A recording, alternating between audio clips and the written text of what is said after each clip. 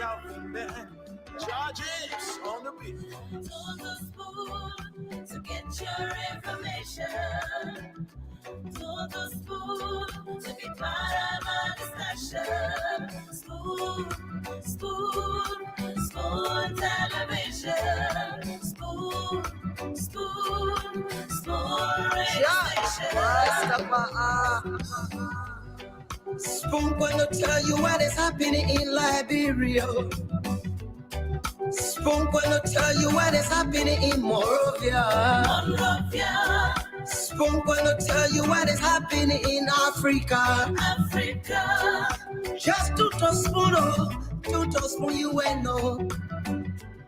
The children crying for starvation, just to spoon. You want to get a news update, my brother, to spoon. You want to know what is happening, Moreover, to spoon. Politicians want to make their decision, just to spoon. You want to know what's happening in the ministry, to spoon. Yeah, to spoon. Yeah, to spoon. You from Fonjema, Maryland, to spoon. Yeah, to spoon. If you eat keep on graduate, my brother, to spoon. You got a spoon TV, you got a spoon radio, to spoon.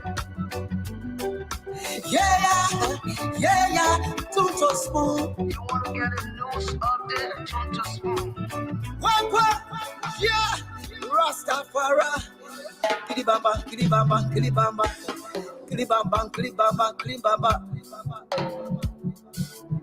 What I want? Yes, when you back today. Spoon TV.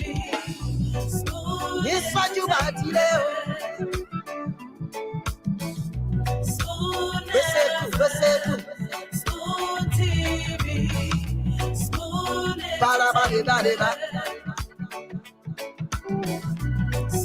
Skidibidi dabado. Spoon TV.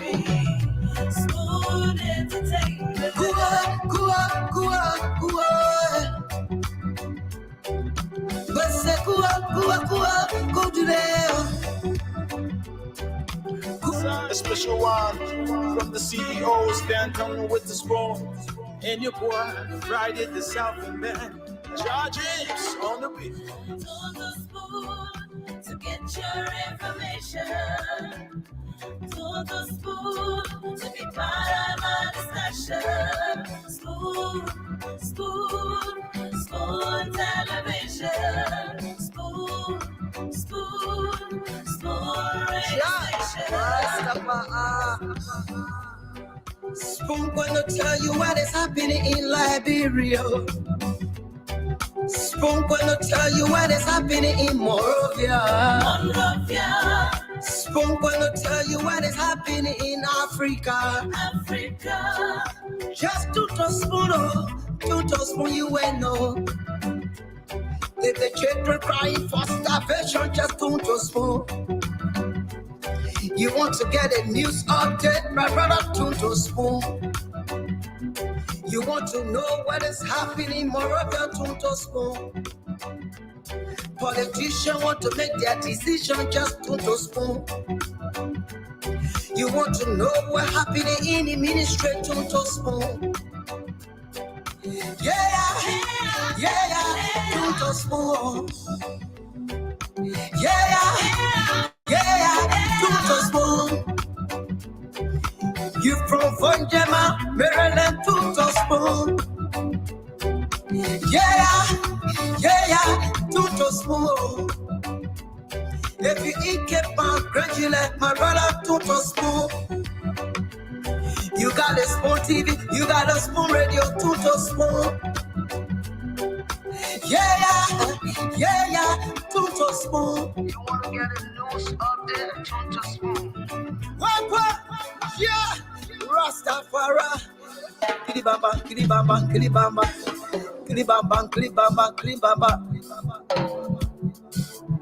What I want? Yes, when you back today.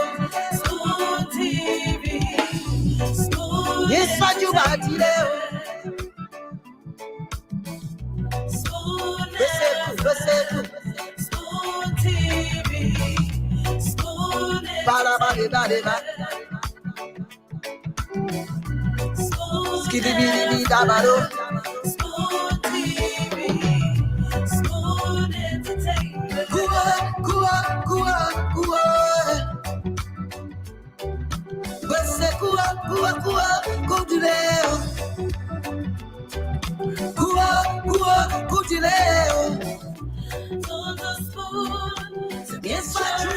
And of course, folks, you tune into Spoon 107.5 FM. For those of you listening to us via Fabric 101.1 FM, we love to say happy blessed Sunday to you, wherever it is you're listening to us from across Liberia. Hope you had for yourselves a wonderful Sunday.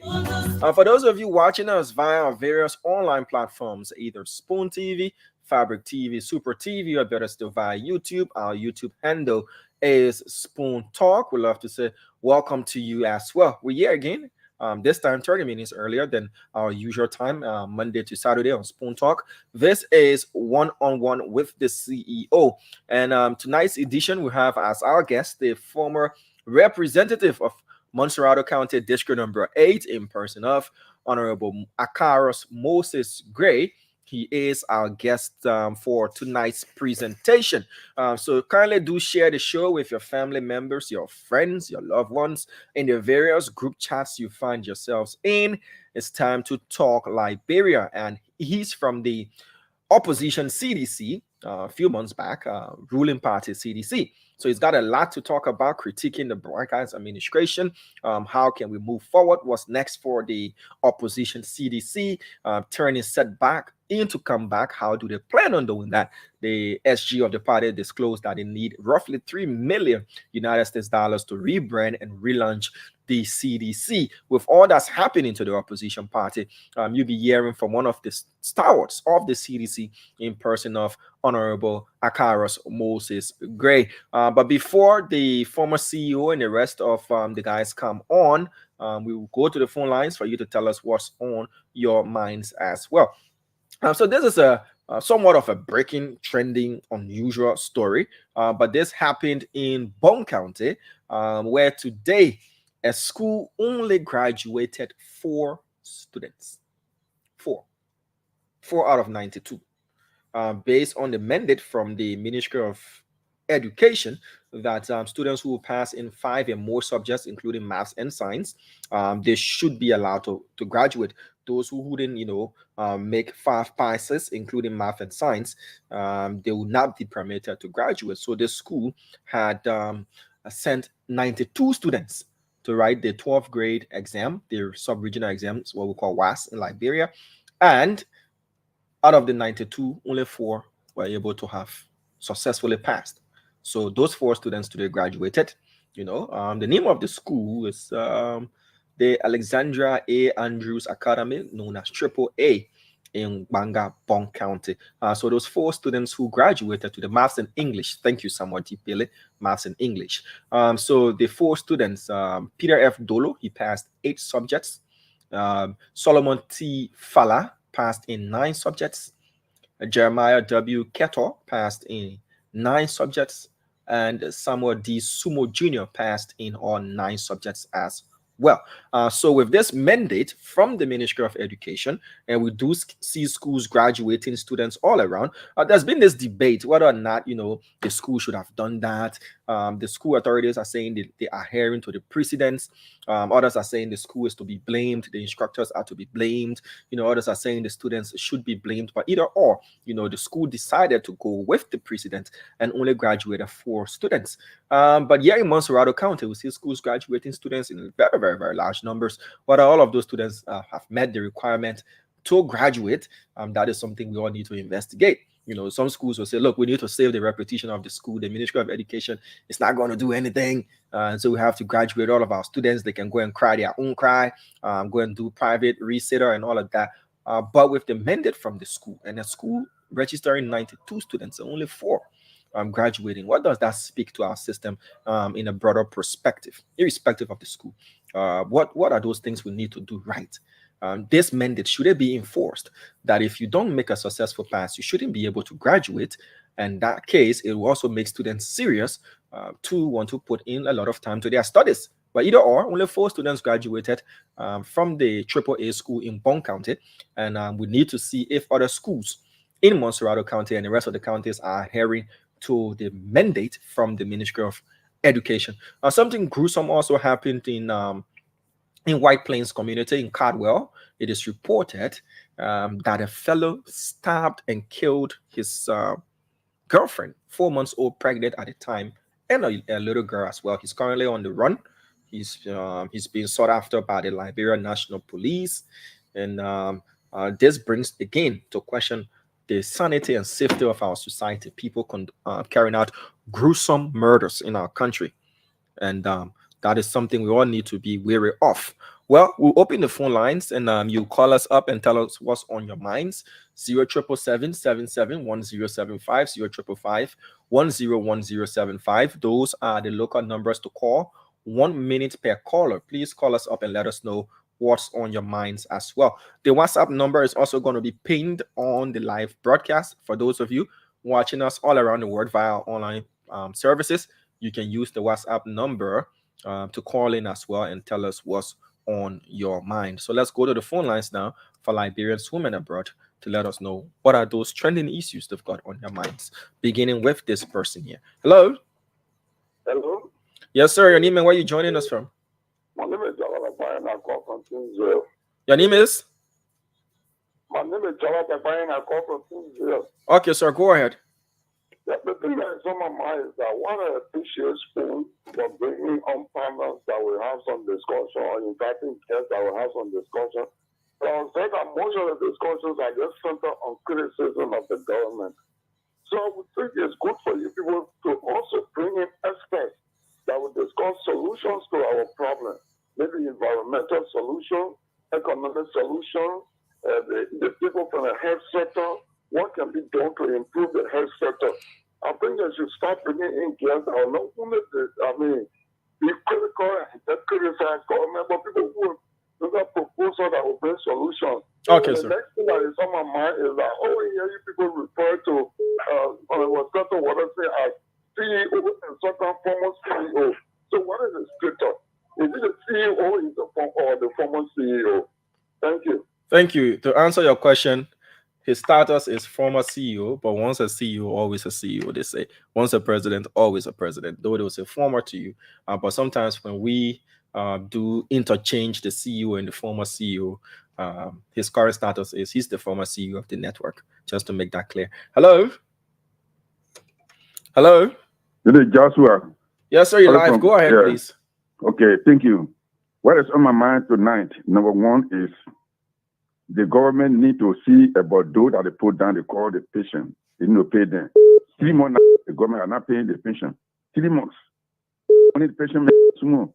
Some 5,000, some 3,000, some 4,000. I didn't get those you said the government not paying. Who are they? Yeah. Those are the pension. Oh, okay, the pensioners. The pensioners. Okay. Yeah. Then the second thing on my mind is the uncle. I want us to go back. I want us to go back to the pension issue. You said since how many months now? Are you one of the pensioners? 3 months. 3 months. Are you one of them? Yes. Okay, and for 3 months now, you haven't been getting your pension. Exactly. Where do you go to get it? NASCOR? Yeah, they can send it through NASCOR. Okay. All right, sir. Go ahead. Thank you. We'll look into that. Go ahead. Okay. Then St. Jackson, that man, every time he comes to talk, he will only criticize, he cannot offer solution. He just makes himself to feel that he is the only person that has the control over the language. No. The people that listen to him, we have control over the language more than he think he has. So his criticism should be constructive. Okay, and then I said, those two people, you got to see about them. Their behavior on the network is not a good thing. All right, sir. Thank you. We'll look into the pension issue. We'll look into that as well. But thank you for highlighting that. Hello? Yeah, hello. Yeah, to you on the WhatsApp line, kindly reduce whatever device you're using to monitor so that we don't get a feedback, please. Okay. All right, thank you. Okay, well, I'm Abraham Suarez, calling from Liberia, Jamaica Road to be precise. Okay. Okay, what's on my mind this evening is I want to know why is that the National Identification Registry not printing cards of citizens in the country. Did you go to get a card of recent? Yeah. So I went, and several of my colleagues have gone there. They have not printed their cards Okay. since September. All right. We'll look into that as well. Thank you for highlighting that. We'll see how best we can do a follow-up on tomorrow and answer that question of yours. Okay. Thank you. All right. Thank you. That's the beauty of what's on your mind. Things happening that we cannot be aware of all across the country. So when you highlight these things, we do our best to do a follow-up. Hello? Hello? You live? Yeah. Good evening. Pleasant night to you. How are you? I'm good. My name is Morris Kamara, calling from Riga. Okay. Yeah. I just want to appeal to this station and the former CEO, Clinton Waterspoon. Something that is really, bothering some of us, and it is hurting us, especially me, when it comes to the unemployment rate in this country. We struggle for this government to come to power through campaigning with a whole lot of rich in this country, walking in poo water in the dark, push car, took this president from county to county, and today we are sitting doing nothing. Nothing is happening. So I'm asking Senator Waterspoon to please talk on behalf of those of us that went through the struggle to get the government to where it is. If he talked for Amos 12, a lot of these guys to get appointments, like is that a statement you're making that he was the one who recommended Amos 12 and the other guys? No, I'm not. No. I'm not saying he recommended, but he talked for them. The same way he talked for them, like he talked for other people who are still in the struggle. I still don't understand that point, but it's okay. Thank you. Hello? Yeah. Yeah, I'm not saying he recommended. The Amos 12, the Ali Mo Ali, the rest of us, all of us were in the struggle together. Oh, and they left you there. When they got appointment was very slow, the Spoon Network was there talking for them as well. All right. Thank you. So you can do that for us too as well. All right. Thank you. Yeah, reach your tail. Mr. Waterspoon, what's up, Chief?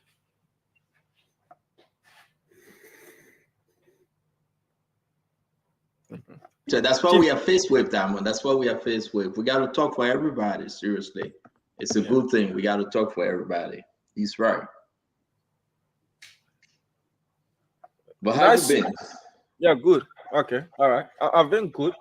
Nice suit you've got on. I like it, Mr. Kiatama. Too, you guys plan to come on the show with your nice suits. So I'm going off to also go wear my own kamba. Kiatama. I'm a Sunday. I'm a Sunday suit. What's up, man? What's up? I'm good, Kiatama. I'm good. How you doing? I'm good. I'm good. Where all the people? I'm good. Where is Zacharias Gray? Yep. Don't forget about Gray, man. Kiatama, what's going on? How's the country? How's our people? How's everything, Kiatama? What's going on here?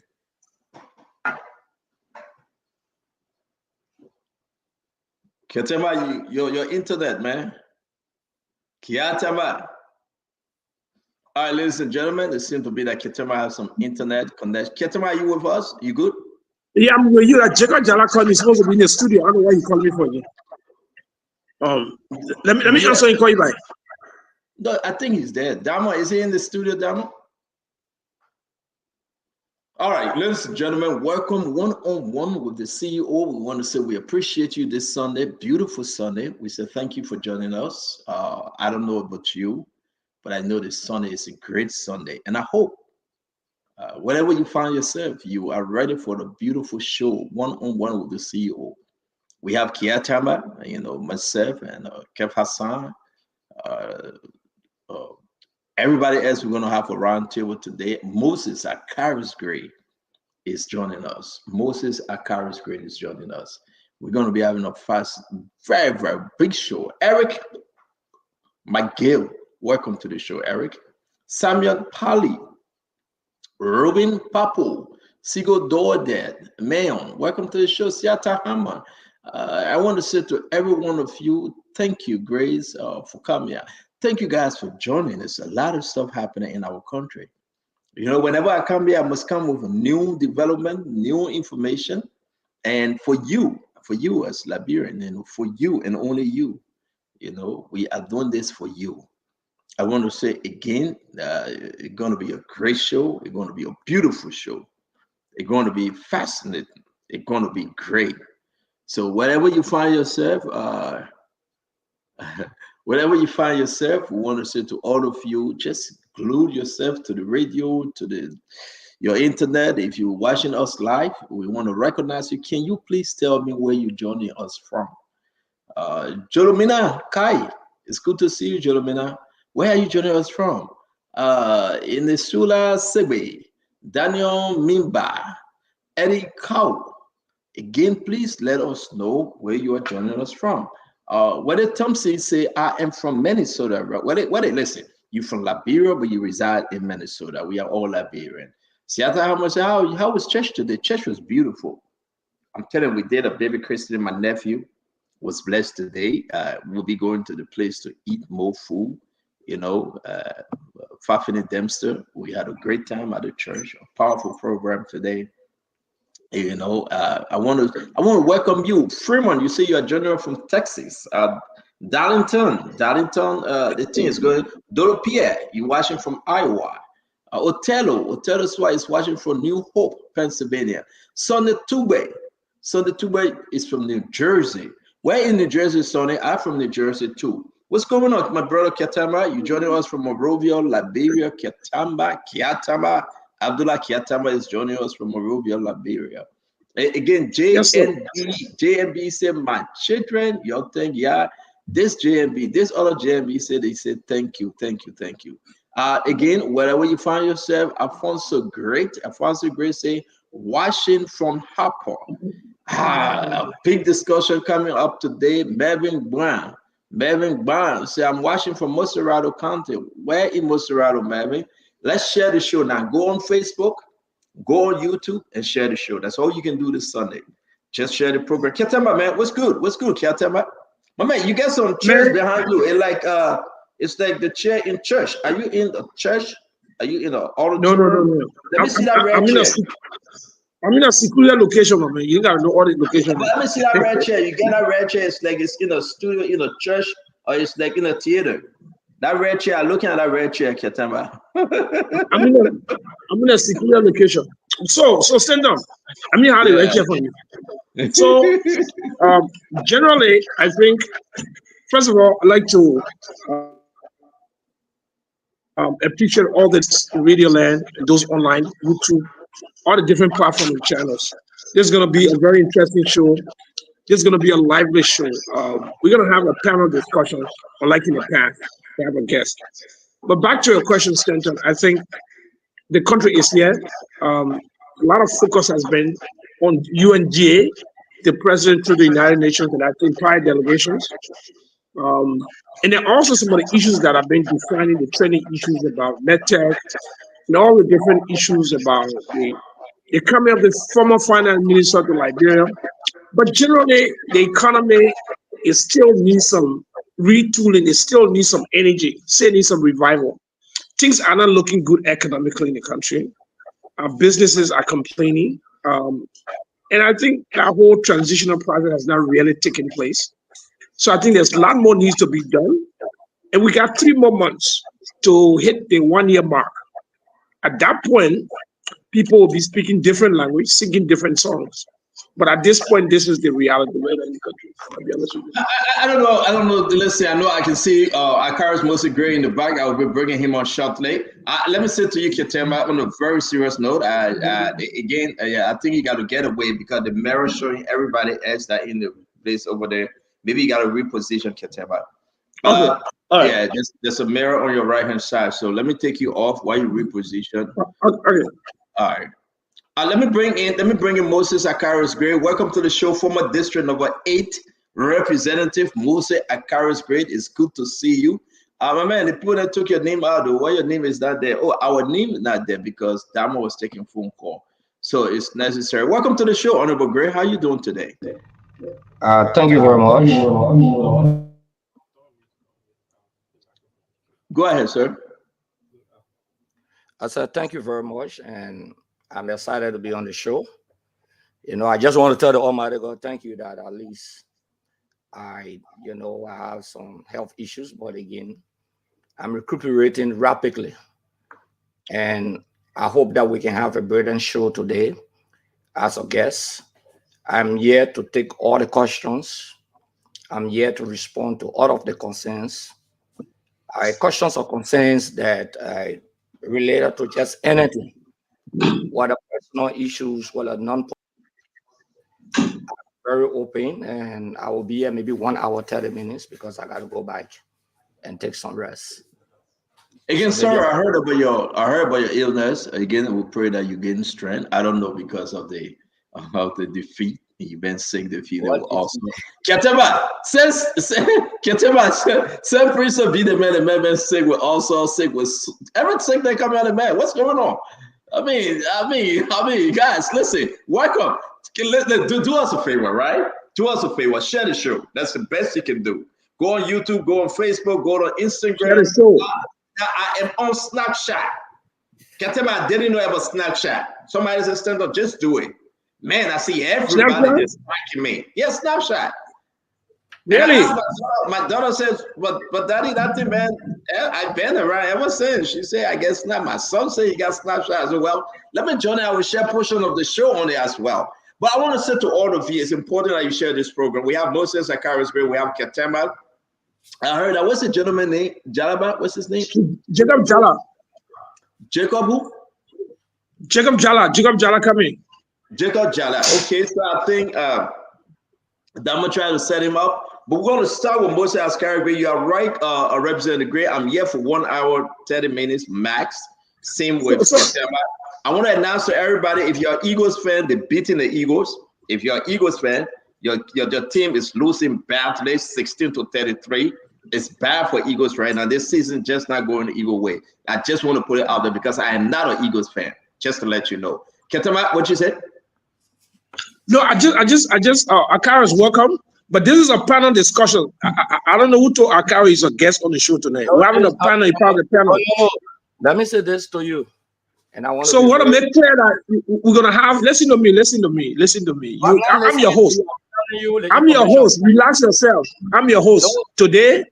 I don't know what you are saying. Listen, now let me finish. Let me finish back. No, you gotta wait. You got to wait. You gotta respect protocol. I'm the co-host. I'm trying to tell you. Listen to me. No, if you want, listen to me. I'm a co-host. I'm trying to tell you, Akaris, I want you to be. Listen to me. There's not a second round competition in District 8. Listen to me. What I'm trying to tell you is this. We are having a panel discussion. If stand up tell you a guest, stand up bamboozle you. We are having a panel discussion. And you just a panel on a discussion. When you finish, let me tell you. If I'm not a guest, let me repeat to you. Then I will not be on the show.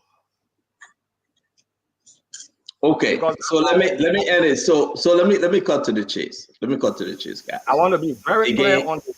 Okay, Moses Akaris Gray, it's good to have you. You are here with Abdullah Ketema, Kev Hassan, and myself. I believe Jacob is the name Jallah. He will be joining us. How you call it? We also have a great discussion today. Maybe I'm missing something. What a guess or how you call it, Ketema? A panelist. I think you can do anything, my man. Well, what it is, well, I brought you here. Let me finish. I brought you here and I spoke with Ketema and Kev Hassan because seriously, we've been postponing you for like almost 3 weeks, I believe. Whenever you were scheduled to come, somebody else come. So I will speak to my panelists, my co-host in the back, and I think Ketema. on behalf of the people of Liberia, we will consider Akaris Mosekri as a guest. I take the fort and I take the bullet openly. I do, because maybe I wasn't too clear to Ketema and Kep Hassan. So I just want us to have a beautiful show about Ketema. Ketema, I take Ketema. Let me talk with my friend Ketema and I beg you back. Ketema, I take the bullet, and I take the blink. Ketema, it's my fault. So please consider, sir.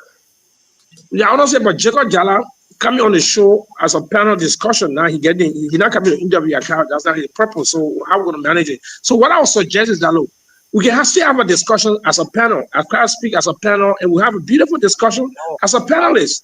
You know, I think nothing wrong with that. So it's okay. I come in now, Carol.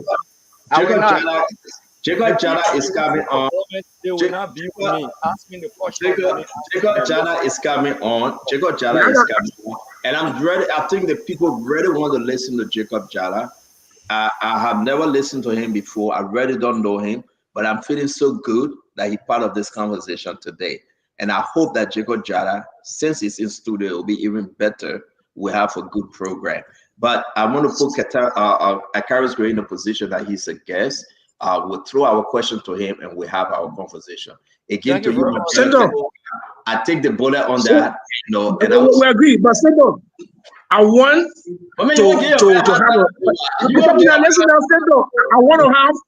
to have a robust debate.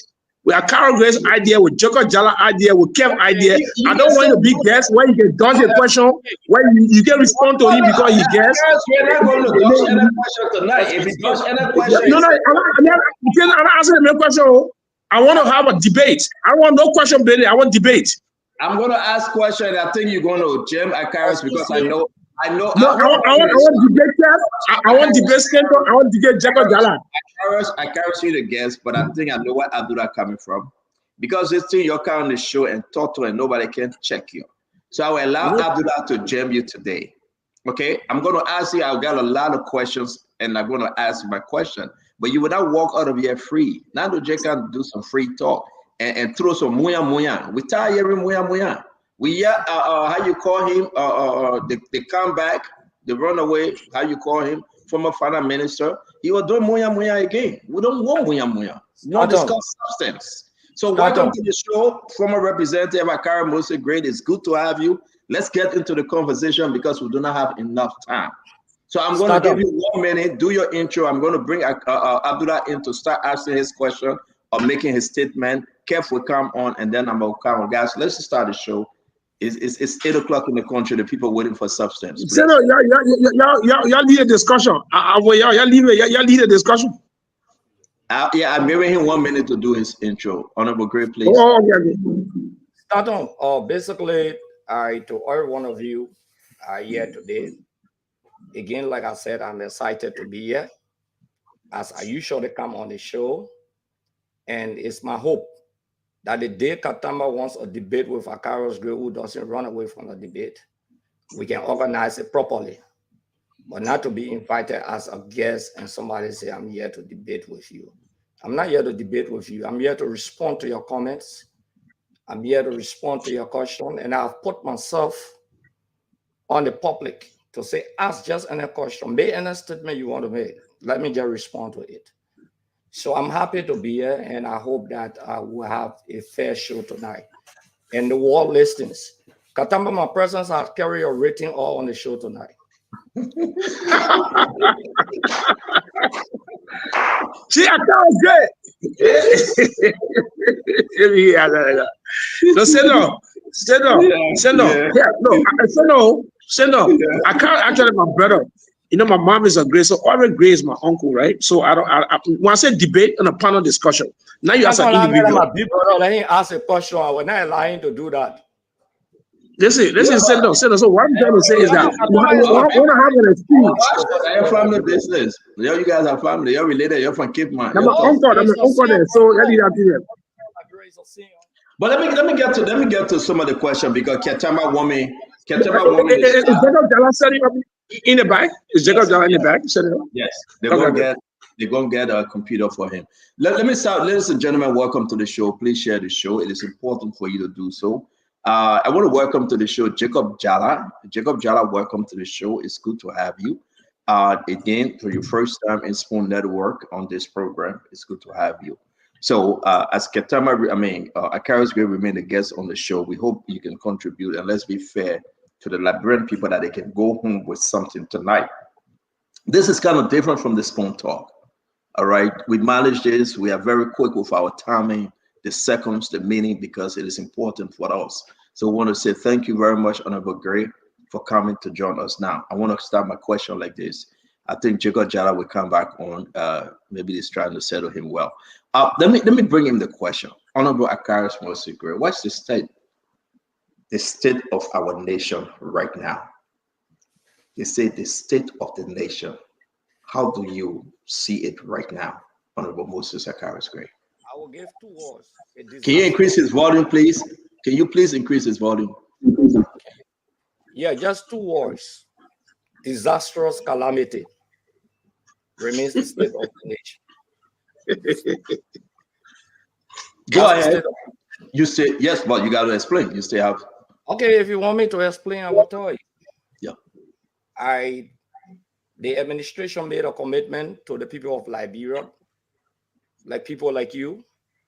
They committed themselves to bring a change and not to repeat history. But what is unfolding in the country, ranging from rampant corruption that you've made allegations about, to incompetence nature of the governance process of the country, an extremely challenging economic situation. The government PR is a disaster. They are not speaking in uniformity. The issue of yellow machines, for example, the issue of advisors around the president, for example, the issue of unifying the country, for example, those are things that have not happened, and I've not seen a signature project for the last 8 months that have been executed by the administration at this critical juncture. So as far as I'm concerned, it's easy to create lies and propaganda, but when you get into the cycle of government, it becomes a different ballgame. The reality of the situation has shown face. So with all of these things, compound complex situation, I call it a disastrous calamity. Thank you very much, Honorable Gray. We're going to get into the substance again. We're going to open this thing as in some time, like my brother Ketema said, we will have to go into some serious debate. Compared to Josh Banner, we are seriously, you serve in CDC government. All right. You serve under Madam Salif. You rejected everything that come on the floor while you were representative. You refuse every law that was signed by Madam Salif. For 6 years, you championed the former president, George Manawia. You championed his agenda. Good or bad or ugly, you stood with him. Explain to the Liberian people what makes you better today to call this government for 9 months, and you say in the state of our nation is in a disastrous calamity situation, sir. The first thing about the governance process, when we took over, we try to create some semblance of stability and a sign of reconciliation. By this time, the vice standard bearer of the Unity Party, Emmanuel Nukwe, was already incorporated into the governance process of our country. By this time, the current vice president of the Republic of Liberia was already holding conversation for the power march of our country. And many other persons were being incorporated that we could name and go on and on as a symbol of reconciliation. By this time, we've had a series of conversations with President Joseph Boakai, to His Excellency George Weah. Not only that, by this time, at Belakasa, we have called a meeting with the opposition community at Belakasa. By this time, we sought to unify the country. By this time, we've gone to France and we secured over 100 million United States dollars, both from the French government and the Deputy World Bank head. By this time, we've gone to Brussels, the European Day program, and we accrued over 27 million United States dollars for the forward march of our country. So our objective was I got to interrupt you because my time is running up, and we're bringing Abdullah Katama, who will actually introduce Jacob Jallah for the first time on the show. Can you also tell us by this time, the former president was building all his condominiums? Can you also tell us by the, hold on now. Can you also tell us by this time? Yeah, can you also tell us by this time, you have the missing money that people are setting up protests to say, bring back our money. Can you also tell us by this time, the free fall of all the massive corruption was just in its initial stage? I'm going to rest there because I do not want to just take over the show. You can answer in a minute, then we go to Katama. I'm going to respond to you. It's not a daydreamer who believe that 16 billion got missing in the country. That means the entire economy of the country crumble, finish. That's the end. These are some of the propagandas that the CDC did not adequately respond to. I've always said that. It's like telling me by this time that President Boyka had put in for 2 armored vehicles for him and Jeremiah Kuhn. Is what you are trying to say to me. You are saying by this time that the home of the President of the Republic of Liberia, Joseph Boyka, President Boyka, has spent nothing less than $500,000. Well, can you also say by this time the president started the condominiums? No, can you also say by this time the president started his condominium? By this time he break his non-street resident? Can we come to it? I asked you a fair question. No, but I want you to stick to the question, sir. I'm sticking to the question and I'm responding to you. It's like by this time a man who came to power and declared a minimum amount of money that he was living on loan, that he was throwing all big parties for his anniversary and his wealth. By this time, for somebody to begin to argue that by this time, 2018, was Joe Weah building his condominium, sir? What President Weah was building by this time was Doe community. By this time, 2018, was President George Weah, the former president, building his condominium. Let's take it one step at a time because we know history too now. By this time, we have gone into the densely populated Doe community.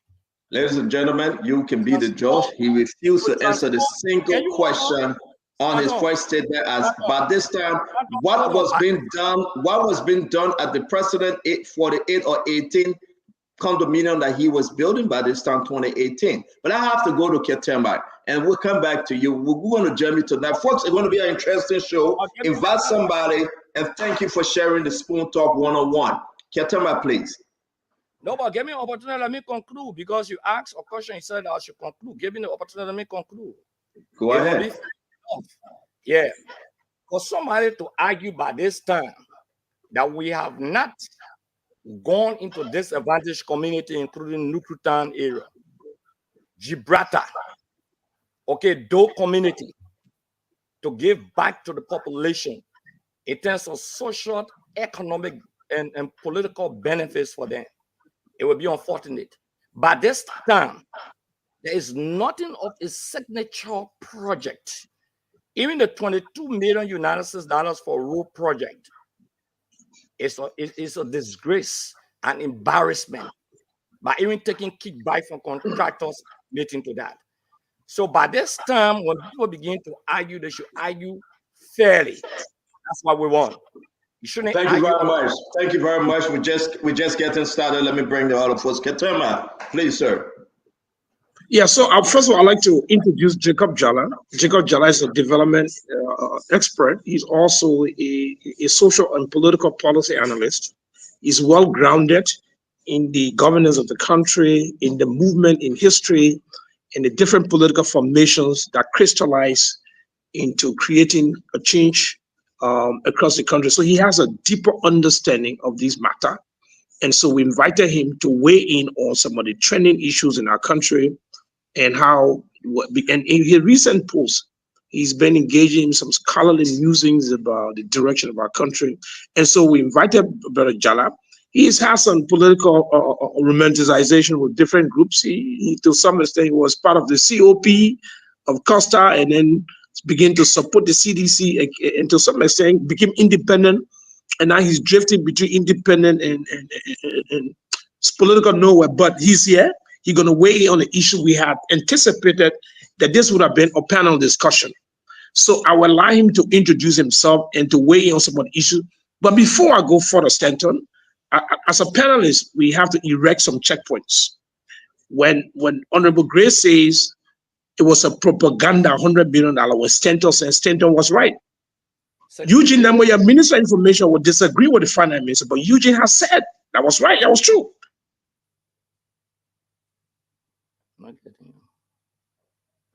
Yeah, Ketura having some.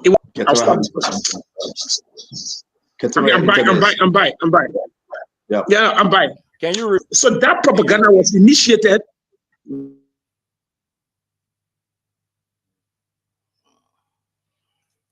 This guy keep calling, this is too much. That propaganda was breathed out of the mouth of the Minister of Information of your government.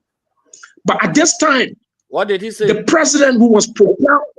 He said this about was missing. Don't ask me pedantic questions. Listen to me. Listen, I get your chance. Don't be asking me pedantic questions. Listen to me. Let me finish. No, listen. Your internet is kicking you out. So your words, your sentences are not coming up royal. Yeah, people keep calling my number. No, okay, yeah. So I just said it. So what I'm trying to say, I repeat myself. So we have to erect a checkpoint. At this point, at that time, when Honorable Grace says that it was a propaganda from the opposition, most likely, no. Your government spokesperson, Minister of Information, said that it was the Minister of Finance that challenged his own minister. So there was a disagreement within your own government. So it was not bred by the opposition. That is the fact. The second aspect is that if there's any problem, it came from within. So that is the fact. But at this point, at this time, the man who was propelled to the power, majestic height of power, was building mansions, beautiful mansions, who said, I came to take care of the people, but I'll take care of myself first. I will feel how the enjoyment look like, how the country money can feel. I will start with that. I'll begin to build buildings. He began to break down his 9th Street residence. This was a massive display of gluttony and political. It was unprecedented for a man who was bred from the grassroots, who's supposed to be the champion of the poor people, the man whose thousands of people were waiting for. This is the man. This is our Nehemiah who build the broken walls. Begin to indulge in greed and conspicuous consumption. Begin to brandish in opulence. And so it was a disappointment. And so when you say this time, at this point, your story, you are not the storyteller for this story. Because you know, you are Karas, in your heart are Karas. I know you disagree with many things in the government. And I saw that. You were an issue of after the 2020 elections. So I know your voice. You know you're not seeing that from your heart. That you agree with the president to accumulate and amass wealth. In the first 6 months, at Congress, I know you. You are opposed to that internally. So don't come and ally, you okay with it. And shift the blame to Barkai. So your crime, Barkai in action or misstep does not justify your crime and does not vindicate your leader. So I'll go to Jacob Jallah. We'll come back to you, Akaras. No. I beg you, Jacob. Hold on 1 minute. Akaras Gray have to respond to you. Then we'll go to Jacob, please. It's unfortunate that a good communicator like Katama will come here and misinformed, willfully misinformed. Then Nangbe, who was the information minister, I led or created the propaganda against the government. And he said nothing how he created the propaganda.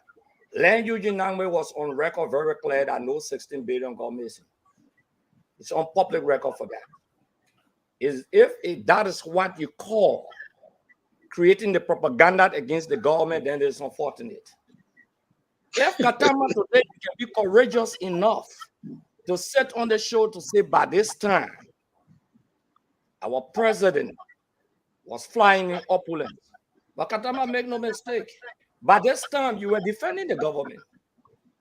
By this time, you were defending the CDC government and providing resourceful information.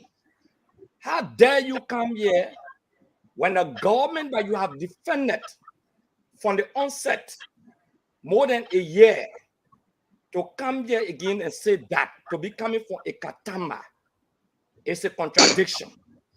Katama, the reality of life is that if you knew, you see, if I knew, I stood against Eli Johnson Sirleaf openly. I have no apology for my actions and inactions. But for people like you to sit on the show and accuse a president of the Republic of Liberia by this time, and you cannot admit Katama, when you grew up in the slums and in the ghettos of the Republic of Liberia like me, and you saw those community situation, no electricity, no road, no water, homes were dilapidated. You saw the situation in Gibraltar, for example, and you want to dismiss the facts. Facts are not debatable. So Katama, you don't have the standing to question the CDC-led administration because no, but Abdullah, you cannot do all the. I'm sorry, not Abdullah. I couldn't agree. I'm sorry. Yeah, exactly. Yeah, you speak well. No, we gotta be fast. No. The man keeps that give me time. I will stick with you. Wait, moment. Katama. Katama is a panelist, right? We have to make this show interesting. We can do the long narrative. I bet you. Yeah, exactly. Yeah. No, send on. I got to respond to the man. I got to respond to him. At least. Katama. I can't. Send on. Hold on 1 minute. I beg you.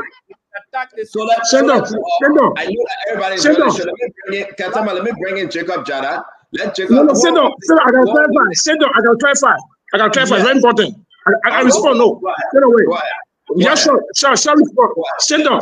First of all, at this time, I was not defending any CDC crime. There's no record. At this time, I would never defend CDC. Hold on 1 second. There is no record.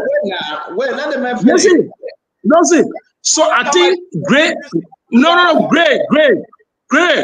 you have a chronic memory challenge. You are coming. You have, listen to me. At this point, listen, my member, wait. Send up, please get a minute, tell me go. See, I'm not saying I'm missing. Katama, wait. Yeah. Katama, you the whole Honorable Gray. But still, I got to respond. Wait, I beg you, Katama, wait. Honorable Gray, you are the guest. I beg you. Let's stop the interruption. Let's go to Katama, let him speak. You have enough time to speak. I beg you. Don't interrupt. Yeah, don't send on. Yeah, send on. At this time, I did not defend any role of the CDC government. There's no record. At this time, I was questioning the action of the president. At this time, the CDC government will be in the US to plan president. We have visited the UNGA. They hired me as a consultant to plan president. We have visited UNGA. It was very successful. At this time, I was trying to see how the government who are lacking capacity. Which I started at this time. At this time, let me finish. At this time, I was opening doors for the CDC government. At this time, I was organizing Liberians to express their opinion on some of the early missteps of the government. The records are there. It is on international website. It is on video. At this time, I was not colluding. I was opposed to some of the missteps. I was not justifying $25 million carrots grade. I was not justifying looting. I was not justifying the cannibalization of the economy. There is no record. Nobody in Liberia can challenge that. Katama never justify any mistake of the CDC government. It does not exist. So your argument, you gotta understand, you're not dealing with something like Belen man. When you argue with me, you gotta know your fact. You can't do that kind of propaganda that led to a massive defeat. Does not work with me. Because the propaganda does not work that led to a massive defeat, does not work with Katama. You gotta find a vulnerable target, brother. So I understand this issue. At this time, our questioning, the records are there. At this time, I'm organizing meetings of Liberians who are concerned about some of the early messages of the government to meet. At this time, so that is the Katema, yes. Thank you. We'll come to you, Honorable Gray. Honorable Gray, 1 minute. Honorable Gray, we have done 3 rounds already, and Jacob Jallah have not spoken. Kev Hassan have not spoken. Honorable Gray, I will come down to you. Let Jacob Jallah introduce himself. He cannot just be on the show as a spectator. No, but just a minute. I will allow Jacob to come and pose his question to you. Then you can take that time. Thank you. Jacob Jallah, welcome to the show. It's good to have you, sir. Yes, thank you, Stanton. It's a joy to be on your show. This is my first time appearing on Spoon FM, Spoon TV, and I've been following your work for many years as a Liberian who have interest in the current event issues of our country, and as someone who have also interest in politics, and I've been, watching from the sideline. But it is an absolute delight to be on your show today and to at least share my thoughts that have evolved over many, many years. And like Katama said, yes, I've been involved in development work. I'm a development specialist. I currently work as a consultant on different development projects here and there, and doing research in the field. That's my professional side, and that's what I do for a living. But on the political side, also, I've been somebody who's been engaged in this country since my formative years as a student leader at the University of Liberia. I was president of the University of Liberia Student Union in 2011, and then left university, and then, of course, started to participate in national political discourses. And I also had the time to work in the Unity Party government. I work as a youth technical coordinator at Ministry of Youth and Sports, working on youth projects when I left college, and definitely had the time also to get a presidential appointment from President Sirleaf, and we're Assistant Minister of Ministry of Information. And then, of course, after that, the Unity Party government lost the elections, and then I went into consultancy from 2018 up to 2019. This is 2020, when the Minister of Finance, the former Minister of Finance, asked me to support the work at the Ministry of Finance. So, of course, the elections ended, and now I'm still back. I'm still in the practice of private consulting. So that's what I've been on for, at least for the better part of 12 years or so.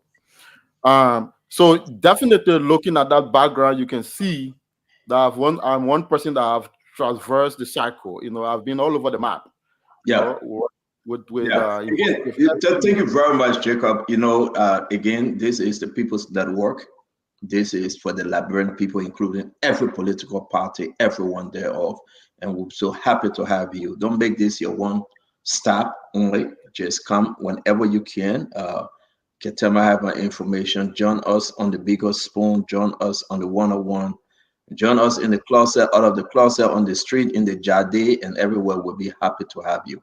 It's good having you here. Now, we will give you, before I go to Kev Hassan, we started the conversation in a very heated way.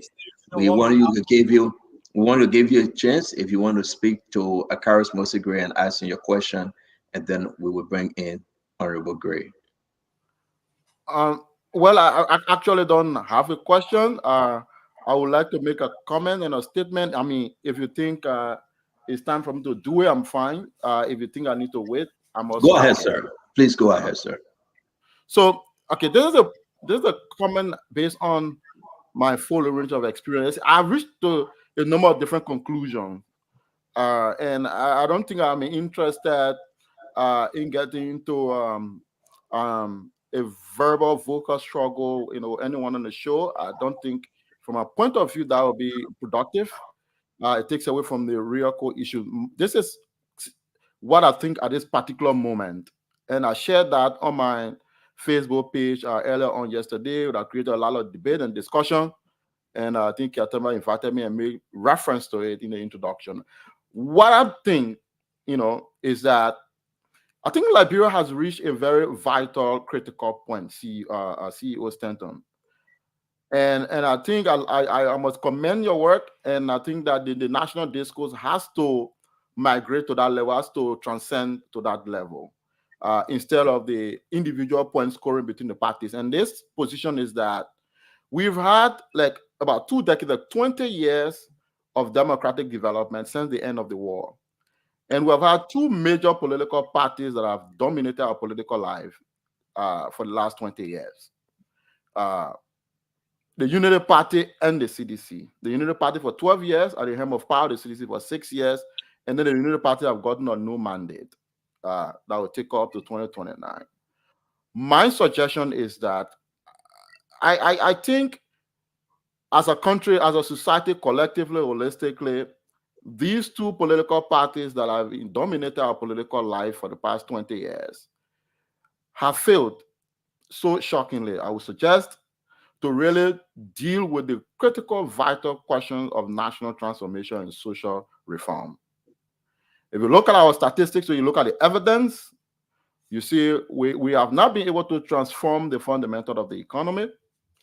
We have all of the economic infrastructure of this country remain. Jacob, can I pause you 1 minute? Then it go into our question, Jacob.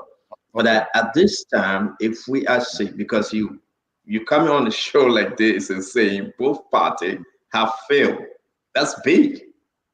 But at this time, just 9 months into Joseph Yima Bwaka presidency, the position that Akaris Gray is taking now to defend his 2018 first year compared to the 9 months. I mean, what say you before we go to Akaris Gray?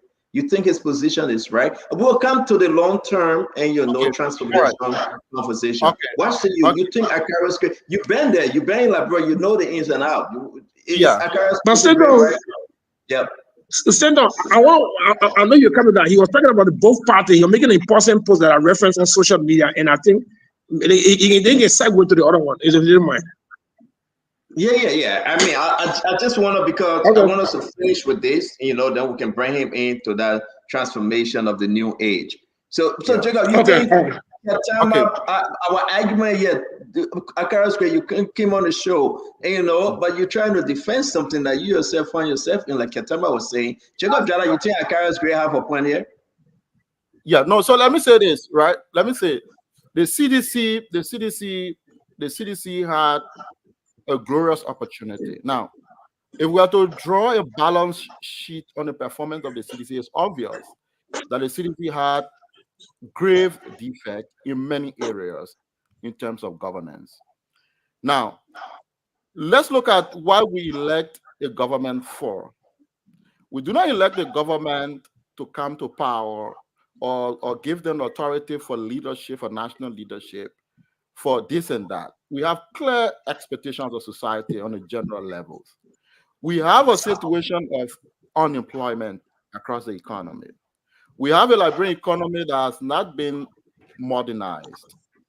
We have a situation where we have agricultural transformation has not happened. We have our economic infrastructure like electricity, energy. We have rules that are as bad today as they were during the war, or nearly as bad as they were during the war. These are the clear existential development issues that governments are elected to address. So for me, if I'm drawing a conclusion, if I'm drawing an analysis of the performance of a government, I will draw my analysis based on these clear transformative indicators. Jobs. I mean, you live in America. The American president is graded based on his ability to manufacture. But Jacob, we know that it's just Yima Bwaka performing worse than George Manor. We have first 9 months. First 9 months. So let's say, okay, in the first 9 months of the CDC, is very clear. The CDC was actually dogged by a lot of controversy. Number one, you make reference to that, like the president development of his personal property. For me, I took exception to that. I didn't think that was a transformative drive. I don't think a transformed leader who wants to transform the society, who wants to move his country from backward, from the dungeon into a new place of national transformation, prosperity, should be concerned about individual property. For me, I think that was a childish drive, and I think a national leader who wants to transform his country cannot be doing that. I don't think I don't think Paul Kagame is in the business of. So Joseph Barker first 9 months right now. His first 9 months right now. His first 9 months right now. Yeah. Joseph Yema Barker, is he performing worse or better than George Manawe first 9 months? I think the first 9 months Barker is off to a better start than the CDC. To be honest, looking at it's up to you. I can't responsibly. But you just allow you to make one comment. We're gonna come to it. We're gonna come to it. I want to settle something here. I want to get away with this thing because I want to preface that comment just by saying that so I'm not misunderstood. I want to just make a one sentence point to say yes, that sir. Yes, doesn't sir. mean that there are not grave defects, also challenges under the UP. And if you ask me, I will enumerate on that. But the reality is, I just like to make that point. Thank you, Jacob. Honorable Grace, you. Okay, thank you very much. I hope you will give me ample time like all of the people, which is very important. I hope my microphone, because somebody says it's not loud. You good. You good. I hope it's louder now so the people can get me. And I will kill 2 boys with 1 stone. All right, let me start first with my big brother and friend from the University of Liberia, very big brother, Katama. I love the fact when he said by this time, I was organizing UNGA. By this time, I was opening doors for CDC, the United States of America. It's good, Katama, you admitted to consultancy. You said by this time, you were a consultant. Put the picture up because I'm sending you more photos. See, Katama, listen to me. Let me send you something. What Katama wrote. Katama, there is a show we are on. We got all the news that you are coming to attack. He said, we are excited to welcome President George Manawe of Liberia to the United States. We are excited. The man you called that he was abusing funds, building condominium. You, Katama, that your own statement. We are fired up and ready to roll out the most rousing well carpet ever received. Are you making this about Katama? Exactly, Sendo. Can you hold on? Are you making this about Katama now? I'm reading this about what Katama wrote. But Sendo is out of question. I'll respond to it because we're just going for whole night. You will have to respond when he finishes. You want me to send it to you? So we can no, go ahead. Go ahead, finish. So Sendo, what's the point, Sendo? What's the point? He said, we respect alternative views of all Liberians, but we must not be distracted by petty and slanderous slop floating around, defending the CDC-led administration at the NGA program that he's talking about. Is that Kev Hassan that's sending you these messages because he's laughing? Hold on. Hold on. I will destroy Katama tonight. Hold on. Hey, you big Why you even destroy Katama? You said, if you have any question about the visit, please don't hesitate to contact the following people. Abdullah Katama, you put your number there and put a lot of people's names down. Katama is a disgrace and an embarrassment. As a most senior brother on this show, my man, you got to hold on back. Stop. Don't get infuriated. Don't you unbalanced. That is not a word. Infuriated is not a word. It's not a word. Parliament to hold on, man. That is not a word. Infuriated is not a word. But go ahead. You see, Katama, go ahead. When you're talking, I don't want to talk. Don't beg me not to talk. Okay, I'll give you a chance. Stenton, just set a pyramid of a discussion, Stenton. Let's do this. So, hold on. Honorable Gray is 441, 841 in Liberia. We'll give you 2 minutes. Then from there, we have to let Katamba to respond to you. Stanton, you have 2 minutes. Stanton, thank you very much for giving me 2 minutes. And you give me half a minute, I will handle the situation. So use your 2 minutes wisely, sir. Thank you for the respect and the courtesy that I'm here as a guest to respond to the question. You know, Stanton, I don't make a story. You know, I'm a very blunt person. For what I read and the public and the world is listening to, Katama is even accusing opposition of a slanderous stand against the CDC-led administration. He accused the opposition of being involved into petty conversation, posted it on his page. To come here and say that is unfortunate. Let me come to the issue of Jacob Jallah. Jacob Jallah, let me say this to you. As I respect Katama, I have a huge level of respect for Jacob Jallah as a former student leader. Maybe all of prejudice because I graduated from the University of Liberia. But I respectively disagree with him. Respectfully, I mean disagree with Jacob Jallah on the issue of that the government started on good footing. How can this government start on good footing, Jacob Jallah? Better than the CDC. Good. Yeah, better than the CDC. Let me say that. Thank you for the correction. How can you say that, Jacob Jallah, when these people were just involved into a yellow machine issue? How can you say that when President Boyka was not even president, he was just president-elect? He had not even appointed a minister of state who requested for $500,000, 500,000. No, I'm not saying you did not. I'm saying the bad footing. Okay. The CDC was not involved into this. When you talk about that, let's be as realistic as we can be. Okay? So when we begin to talk about bad footing, about any administration, this administration that talk about change is the administration that opened the Pandora box to question not only the capacity, but to question the ability to even disseminate contradictory statements. One day the president will say, my friend sending me a yellow machine. Mamanka will come to say another thing. It still remains a serious concern. One day they will say 300 billion have been United States that have been given. Honorable Gray, your time is up. Understanding US data. Honorable Gray, hold on. Honorable Gray. Honorable Gray. No, Honorable Gray. Everybody watching the time at Becky, and I will announce the time. Ketema, it's right now. You're the host. You have your 2 minutes, sir. Please. Nobody. I can you say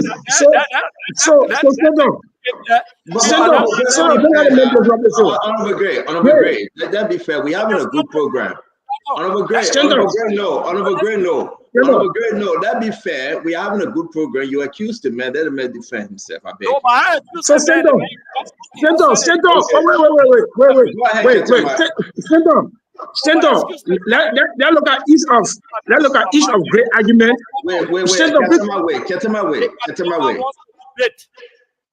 Stand up. Don't do that. Honorable Gray. I am moderating the show. I am giving you sufficient time because you're in as a guest, but he's my co-host. He moderated likewise. We will give Ketama the time to respond, please. I agree. I beg you. So stand up. First of all, Akagwe does not have the capacity to challenge me before he say destroy me. Akagwe is a political gigolo and a patsy. I don't worry about that. But let me say the facts. Let me say the fact clearly. No, wait, my man, wait. Stand up. First of all, listen now. Stand up.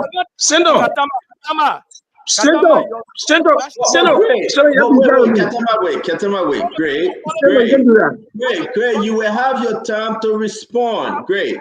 Honorable Gray, listen. Wait. Everybody looking at you. You must give Ketema, who is the co-host, the chance to speak. Yeah, but you will tell us whether he insulted you or not. You will make that point, but just wait small. Wait. I agree. Yeah, wait. Go ahead, Ketema. Stand down. First of all, for anybody to look at another person to destroy them, that's a serial statement. You should never make to any human being. You know what the word destroy mean? It got so many implications. Great, I can never look at you and tell you I'll destroy you. Because destroy could be physical, could be violent, could be any kind of thing. So I'll advise you next time, don't tell any human being you destroy them. Only God can destroy people. You don't have the capacity to destroy anybody. No human being should be destroying anybody. And I think that kind of mindset affected the way the public look at CDC as a violent movement. I come in, listen now, let me finish. Let the man use his time. No, but let him use his time wisely. You had your time and give him his time. Stop playing on words, man. No, but it's okay. You will tell us that. You will tell us that later. Go ahead, Ketema. So that is Honorable Gray. Do anything to protect you, but give Ketema his time, please. Yeah, go ahead. To engage in a kind of violent language, will destroy the person. These are violent prone languages. And this is the unique languages of Gray. We saw that violent display on the University of Liberia. When students were moved there, students were exposed to massive violence. So he bring that violence to school. I never thought you go this route. Everything about this guy is provoking violence, inciting violence. That's not who I am, Greg. Let me say this clearly. The government of Liberia said, Mr. Kiatama, you had the Liberian DD campaign of legal status for Liberian. The president is coming to the United States. We need your help. And I say yes. They reached out to the overall governing body of Liberian. They say Kiatama will be best positioned to lead this campaign. President Weah is our president of Liberia. The country voted for him. So I should say no. I'm helping my country. It could be Boakai. It could be anybody. When Boakai was vice president, Boakai was coming to the United States for development work. They contact Kiatama again to be Boakai communication director for development as vice president of Liberia. I will never support Ellen Johnson Lee. I never supported CDC. I did not join CDC. Never member of CDC ever in my life. So they asked me, Boakai people asked me, can you lead a campaign Kiatama as a communication director in the US? To play Boakai to engage on, I said, I can do that. Connected Boakai to all the different media. President George Weah did the same thing. Kiatama, can you help us, the president, first visit to the United States? We want you to coordinate all the visits from different states, from New York to different states, to the US Congress, to the US Chamber of Commerce. Kiatama, can you do that? I say, yes. Kiatama built a team. We had a successful event. So that is the work I did with the government of Liberia. So how is that a crime by helping my country? That is a work. Guess what? While Kiatama was doing that, they were paying Greenberg Travel $200,000 for consultancy. So Kiatama is doing a work. My expertise is a knowledge you sell into the market. You pay people consultancy fee, you should not pay Kiatama money to do work, and Kiatama will do it better. So what is wrong with that? I did not justify anything. Now, stand on last slender thing. People have posted that the event was canceled. And they said, oh, something happened, a disaster is going to happen, like, bro. So I said it was a slender misinformation. It has nothing to do with the opposition. There were 5 guys that were spreading misinformation in the public. That's what I call wrong. How is that a compromise? I'm meeting this. When I stood against John Weah, opposed issues, when they do right, I say, I never enjoy, support any wrongdoing like that. The facts are the facts. And I'm proud of my record. Nobody will say Kiatama justify anything. If I disagree with the government, when they wanted, I brought a public relations group in Liberia to help them. I disagree with it on one thing. That I Kiatama would not defend 25 million map up. So the facts are the facts. So great thing talking, you don't know what you're talking. The point is Kiatama offer himself. The government reached out to Kiatama. Kiatama offered himself. That's my country. When the president reached out, the team reached out. Kiatama, please help us plan this visit. Same day I did a VP Boakai. So I do that all the time. That's the work I do. So what is wrong with that? Thank you very much. Let me bring in Kev Hassan.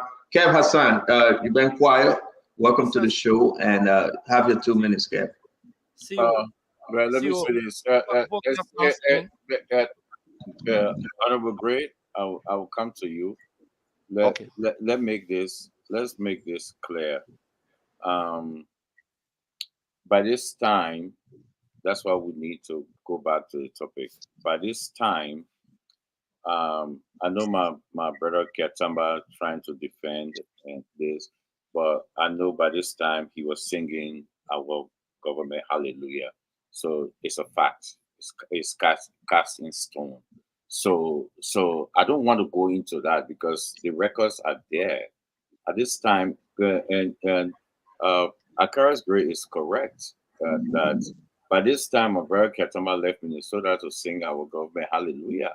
So yeah, so I don't want. What you mean? Kiatama left to sing CDC? Exactly. Yeah, he left. Yeah, he left Minnesota. He came to Liberia. For what? Did you give him a job? Were he serving under your government? I mean, what you mean? Good question. Yeah, yes, good question. Because at this time we needed PR, and Kiatama was very good at PR. He was very good. I can give it to Kiatama. He's a very good PR guy. So at this time, he was singing the praises of the government. And that's why he arranged the UNGA and everything. He did that, and he did that successfully. Not only like real media, Kiatama went on international media. The pictures are there, the footage are there. He did that, and Kiatama is an asset. He is an asset. I can say that. Any government get Katamba will gain something. So at this time, he did that for us. He did that. He was very, very good. I would say that to Katamba. For me, if I ain't any government, I would hire Katamba. He's very good. So at this time, he was doing that for us. He did that. So if Katamba at this moment acts at this time, then he kind of contradicting himself. That's all I'm saying. But he did well to do that. I wish we could have sustained him to do it, but he did that. But let me say this, right? At this time, Stanton, you said the president was building his home at this time. You said 16 billion at this time, right? The only thing we're missing into that statement, right, is the lies. Maybe you could have added at this time the Unity Party were lying that President Weah was building his home. Maybe you could have added that, because at this time, there is Stanton, you're a businessman. You know what it takes to put a structure. If you look at the structure, and let me go back at this time, right? You got a few more. You got 10 more seconds. I want to bring in Honorable Gray, please. So let me say this. You spent all your time. You spent all your time defending Gray against Katama, your co-host. No, I'm not defending. I'm not defending Gray. I'm saying the fact. Yeah, but it's the fact. That's citizens are about it. That's citizens are about it. It's the fact. 6 months, less than 6 months into President Weah government, they put out the picture about the President Weah home. Senator, you cannot build a home in less than 6 months. It's impossible. If you have the money, you can build it in 3 months. You cannot build it because Liberia have rainy season and dry season. Liberia can build on a rainy season. No. Liberia can build on a rainy season, please. Senator, you cannot tell me if the Chinese people can build on a bro, that build on a it's not China days. You cannot float a home. Okay. You cannot float a home in rainy season. Okay, thank you. You cannot. All right, thank you. But Stanton, I sit quietly, man. I enjoy you guys. I sit quietly. But let me say this. At this time, they accuse our government of 16 billion. 16 billion, you mean the whole budget. You take it, put it in your pocket. At this time, the same person we had a container of money behind his house. Well, let's see this. And I will repeat this. Just the lies those guys use to go to election. At this time, they cook up their lies and take it up to 6 years. They were very good. Good. Let me go to the guest. Kev, let me go to the guest.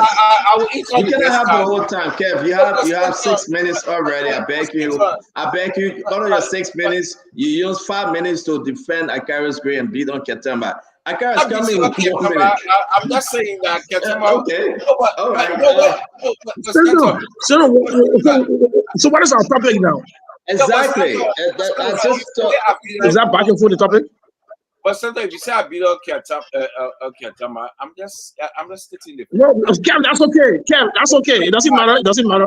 My opinion. That's your opinion. Let me bring in for the sake of our audience and Akaris must be great. Let me come to you. We finished with this first 9 months, but again, the Liberian people will decide. I won't bring you to current trending issue out of a grade. One. You served in the legislature. You was there. You were beaten by 81 vote, Prince Stowe. But here we are. You can inform us briefly and bigly on what is happening. Great. Did you turn in any one of your vehicle you bought for 45,000? No. Why not? It's a good question that you asked. Okay, and before I go into the question, I just wanted to say something because this is for the public. This station, a lot of people listen to it. I didn't say I will physically destroy Katama. You said that. Context. I didn't say well physically. You got a recording here. Katamba has said on the basis of the statement you are making, my response will be destructive. That means I will destroy you. That's the context. Yeah, it was a politic conversation. Yes, that's the context. But so I mean, Ketema, Ketema would make a strong stand through, and he did. No, stand on, don't overlook this. Stand on, don't overlook it. Stand on, do not overlook this. This is Liberia, don't overlook it. You're right, Ketema, you're right. He has to start buying sentiment because he has operated with me. But I come to the issue about you keeping the people's card. You serve as representative. Paul, let me say this: you serve as representative. Is there anything I want us to go because we don't have enough time. Everybody gotta come in now. Let's get to the substance for the people to have a takeaway. Let have a visual, man. Let's go substance. Yeah. Let's leave this pedestrian conversation for a little bit. You serve as representative. You serve as representative for 6 years. You receive money for vehicles. If not one, but two, please correct me. Why are you still keeping those vehicles? No, I did not receive money for vehicle. What did you receive, sir? Just hold on. The government, through a procurement process, in line with the Committee on Rules of Administration, ensure during our administration, during early in the administration, I there for the 6 years under Speaker Tado, and then under Speaker Buffer Chambers. They pay directly to the vendor. I did not receive a dime. Okay. So did you receive a vehicle? A vehicle. Did you receive vehicle? Yeah, I told you I received vehicles. How many? Yes. How many? I received 4 vehicles. Where are they? No, let me finish answering the question. No. I'm listen. For me, I get plenty. We plenty on the show. We got to ask you a question. Where are those vehicles? You explain. But where you received 4, you good. Where are they? Where are the vehicles? Where are the vehicles? Every question you ask, you gotta give me time because you give other people time. I will give you time. By the end, you will have your 2 minutes to expand. But where? As I will respond to all. Yes. No. Let's do it one by one. Let's go. Now the people know that you received 4. Where are those 4 vehicles currently? I received 4 vehicles. The any lawmaker of the Republic of Liberia that was there for 12 years. There's a government policy by the legislature that after every 3 years, the government provides a vehicle. Since I was there for 12 years, if you divide 12 by 3, it means that I got 4 vehicles. And the policy is very clear that when you are leaving, because the vehicle is being maintained by you, not through the GSA, etc., I met that policy there, the lawmaker leaves with that vehicle. If the law was changed, I will go into abide by that. Is there anything? Look, Honorable Gray, please. Again, this is not only about you, it's about everyone that left. No, I agree. We have to say, you received 4 vehicles. Exactly. While you were still sitting lawmakers, you were still adding to your vehicle garage. All right. And you were still receiving the vehicle, though they were 3 years old, 6 years, 9 years, and 12 years. You are saying you left with those vehicles because there's a law say you can leave with them? Let me answer your question. You asked a very good question. I say it's a policy that we made there. Let me repeat to you. Even the presidents of the Republic of Liberia, President Boyka was vice president. In 12 years, he received nothing less than 6 to 8 vehicles. In 12 years. Ask him how many of the vehicles he turned over. No, we come there. Can we talk about your 4? Where is the law? But where is the law that says you can go home with those vehicles? Can you hold on? I said there's a policy. A policy may not necessarily be a law. Okay? There's a policy we met there from President Salif. Can you share the policy with us, sir? The policy stay as is. I'm not in the position now to share a policy with you because you just asked me the question. But I will say this to you, that the same 3-year policy that Joseph Boyka a Baba, that Ellen Johnson Sally a Baba, that all lawmakers in the Republic of Liberia up to now, that after 3 years they will own that vehicle. It's the same law, that is the same policy that a Baba. If the policy is not a good policy, I can say to you they can change the policy. But can I defend and say, yes, I got 4 vehicles? Yes, in 12 years, I got 4 vehicles. On your last vehicle that you received, I want to be on record with bringing Jacob Jallah. Your last vehicle that you received, did you receive the vehicle from the vendor or did you receive the money to buy the vehicle? I received the vehicle from the vendor. The money was sent directly to Azuzu, the Katos Motor, directly. And all of your vehicle, was it the amount that the government paid for, or you received vehicle less than that amount? No, I didn't receive a vehicle less than that. Okay. I got a 2 Mercedes. You can check George at that. I got a Nissan. Okay. You can check GBK for that. And I got a Tao. You can check Katos Motor for that. And one of the reasons why, one of the reasons, let me tell you this before you go further. One of the reasons why I never ever advocated with any vendor or anyone to get a car below, because I knew there would be a time in our left history that the legislature could be audited, that these people could be invited, and at the end of the day, they could show a different purchasing order below. So thank you very much. Guys, as occurs for me, our guest, we say thank you for your participation on the show on this vehicle issue and other legislative issue. Jacob Jallah, do you have a question or a statement, sir? Then we'll go to Ketema. No, I basically have a general perspective about that, not a specific or particular one to any particular individual or person. I think our whole approach as a society, as a country, towards efficient expenditure of public resources has contributed really directly, practically, in a real vital way towards the underdevelopment and the backwardness of the Liberian society. I mean, CEO, you can imagine, this is a country, Liberia, one of the poorest countries in the world, one of the countries with the highest child mortality rates, one of the worst public health status you can imagine, very high unemployment, in a country that is massively backward and not developing all stretch of imagination. Will be wasting public resources in such a manner. I think it's absolutely criminal. And I think as a society, we have to be very clear about how we deal with this. I have stated my disquiet about very wasteful expense in the public sector. For example, you pay a lawmaker $90,000 over the course of a tenure for a vehicle. I mean, I was in the richest country in the world not too long ago in the US, and I was my colleague in Maryland, and we had time to go down Washington, D.C., and I was trying to find out how much lawmakers and Congress people make and what is the structure of that.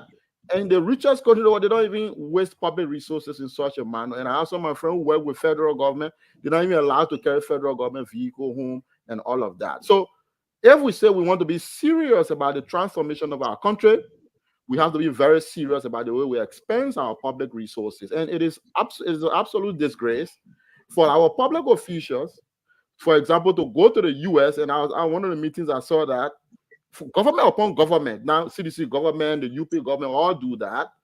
Go to America, go make case and begging American politicians and World Bank people for money to come build the country.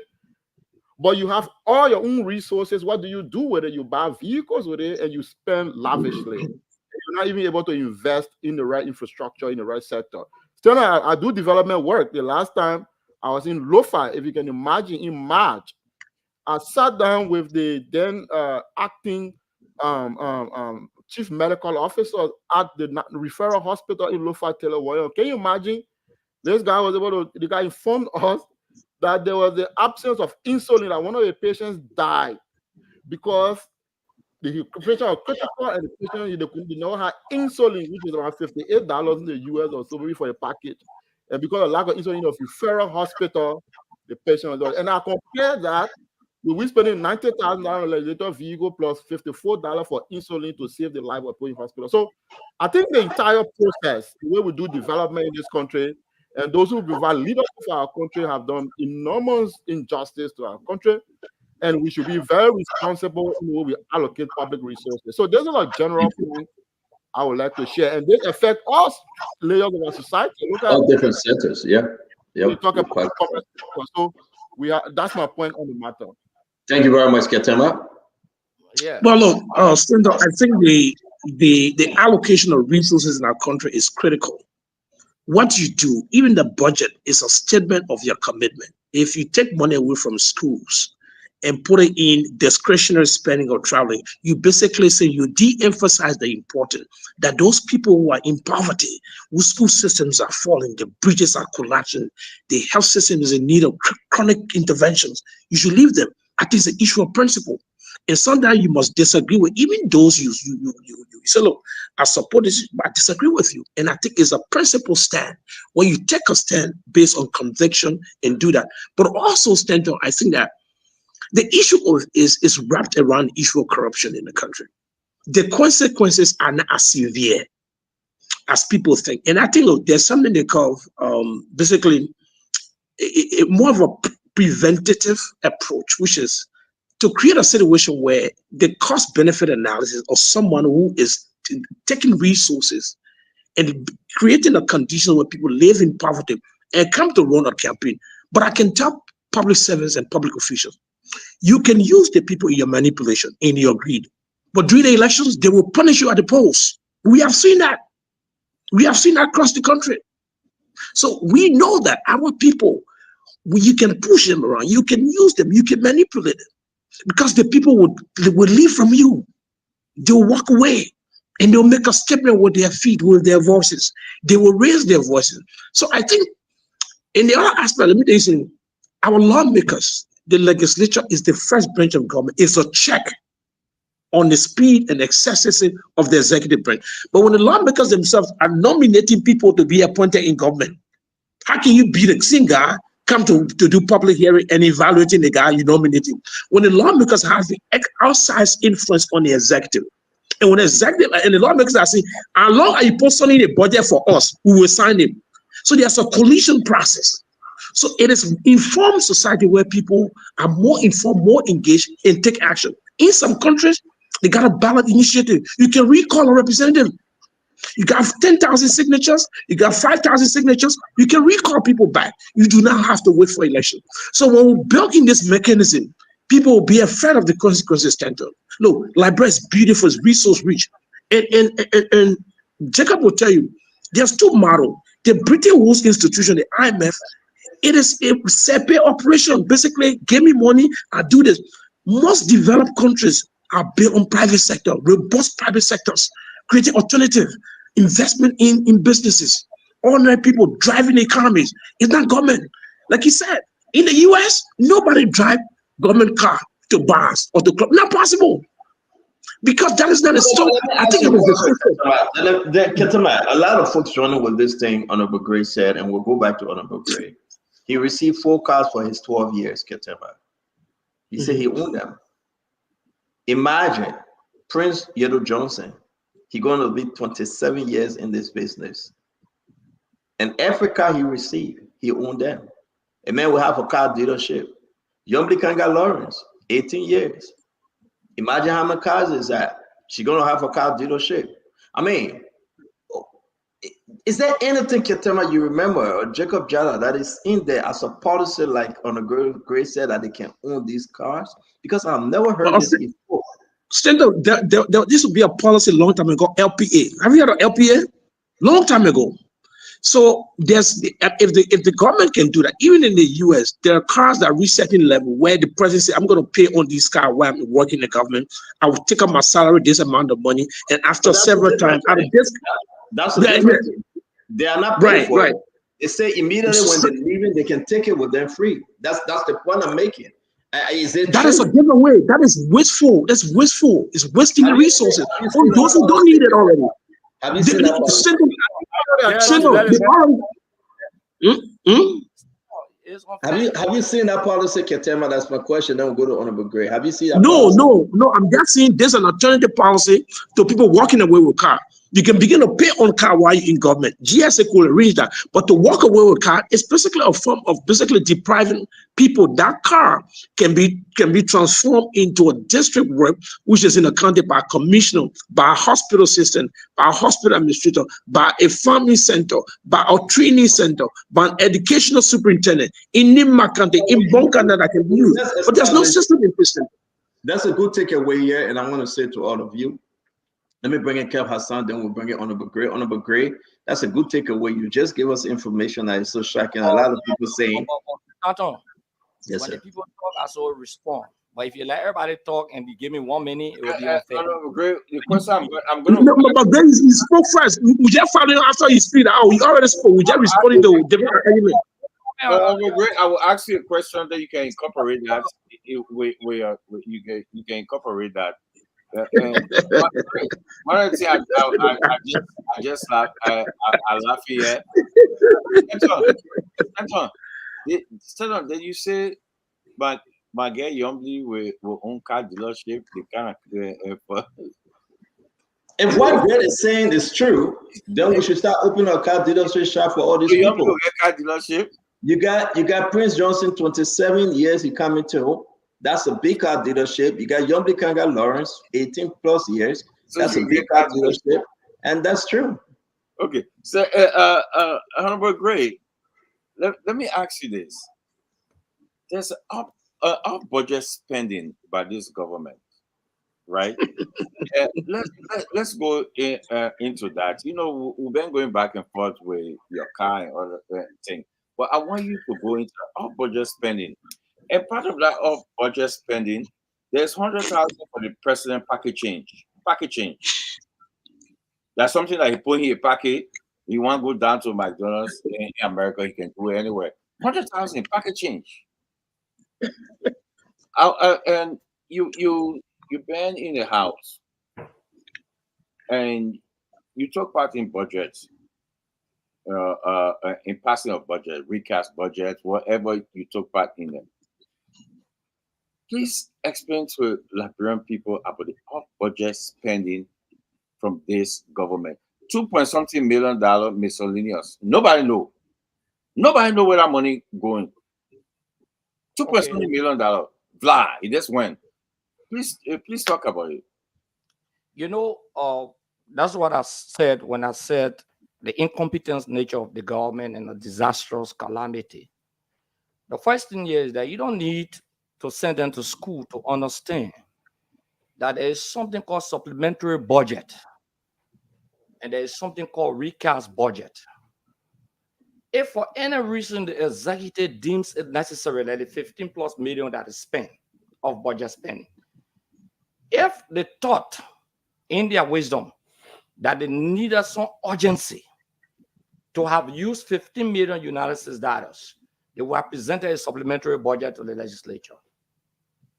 Because they are incompetent to understanding what a supplementary budget is, and not just the recast. Okay, they failed to do that. And I will say this much to everyone here today. Now, first and foremost, that to take 2.5 million United States dollars and give it to the NSA for security reasons, to take $1-something million and provide it to the EPS to buy armor vehicle and other activities, to right size, downsize, dismiss, and clear ghost names, and the wage bill went up by a little over 30 million United States dollars. Sometimes, Katama, when I say a disaster calamity, because if you did a payroll cleanup, for example, and you did dismissal, and you argue that the wage bill will have, but it has just been justified by them that the wage bill has gone up to extra 30 million United States dollars. That is about 300 million United States dollars.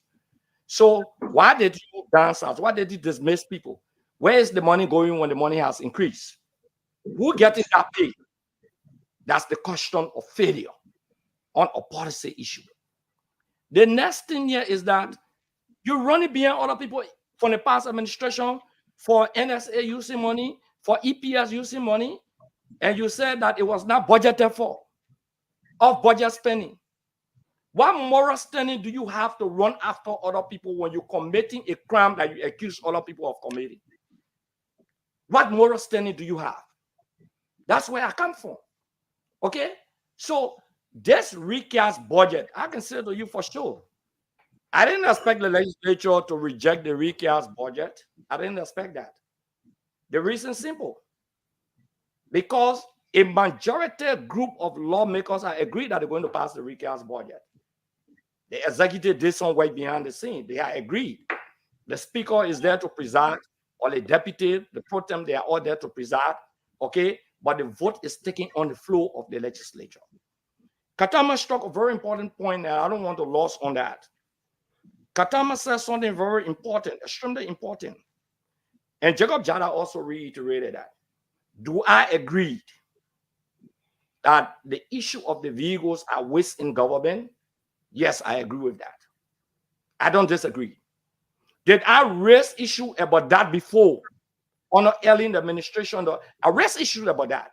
The argument by the majority was that it's a policy issue. When we meet in the cars are not under GSA, for example, etc.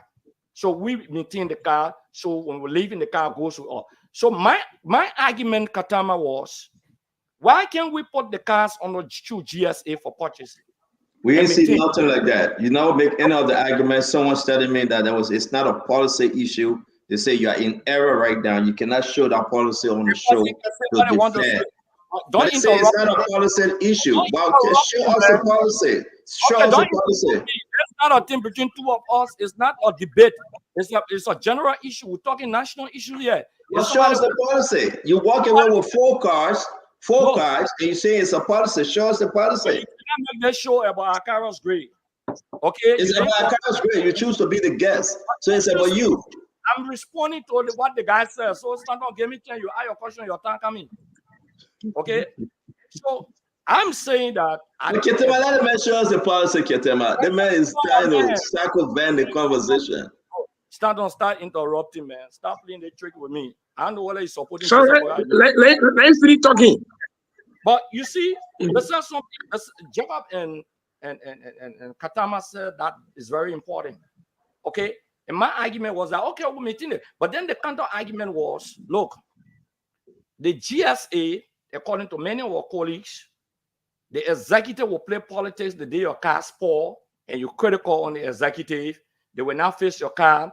You have to be walking to work. You will not have a vehicle. So we cannot put it on a GSA. That was the counter argument.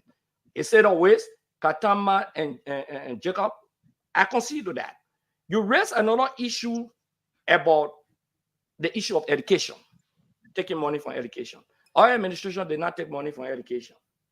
We provided free tuition to all public schools. We didn't only stop there, public high schools. We did that for public university in terms of tuition and being very specific. We took the burden off the parents for the WAS fee. We did that. Jacob spoke about unemployment. He made a comparative analysis for the first time he spoke. I will say this to you. We did not create any unemployment. We met almost 5,000 health workers. And maybe Jacob will attest to that or Katama. We met over 5,000 health workers and teachers who were not on government payroll combined. And we placed them on government payroll. No, unemployment, I'm talking about the general. No, yeah. I'm just talking about, because the comparative analysis I want to make, Jacob, is that these group of people came to power, they took more people from jobs. Oh, okay. Instead of maintaining the supplementary payroll, putting them and incorporating them, we met a disaster for them and we push power on that. Kevin, time finish, yo. We got to ask our question. Second question. No. Tete, you can do that. I get my second question. I get my second question. John Gray. No, stand on. The minute I ask one question, I go around the table. When I have a promotional question in that, give me a promotional question there to be giving promotional question about. When I have that thing back. This question I get. John Gray. I want you to. I'm not saying I'm going to go around the room. Let me ask a question. I want this question. I want Jacob Jallah to weigh in it. I want John Gray to weigh in this question. the budget that's CDC government sent to the present government right now, the Joseph Imam Boka government, right? Based on the promises that they put to the people, $5 million was added for nurses. $5 million. $5 million plus were added. When that budget went to the legislature and they sent that budget to the executive, they rejected that and they took out that money, $5 million. So Jacob Jallah looking at budget, the budget of 692 that CDC put in to this government, something that they campaign on, right? That budget, that amount were taken out for nurses. They took it out, and guess what they did? They took that amount and they transferred it to off-budget expenditure. So what they want, $2 million for miscellaneous that we don't know, 100,000 for the president packaging. They share it among themselves. Okay. No, Stanton, let me finish now. Hold on now, we got to go. And Jallah, they need to answer that. I want you to weigh in that. Why they took that amount, that 5 million, Jacob Jallah, they took that 5 million, they put that into the off-budget spending for themselves. But they refuse to give it to nurses. It's in the budget that CDC submitted by the request of George Manawia to the last summer. George Manawia has 6 years to take care of nurses. When they were beating him during the election, this is not no. George Manawia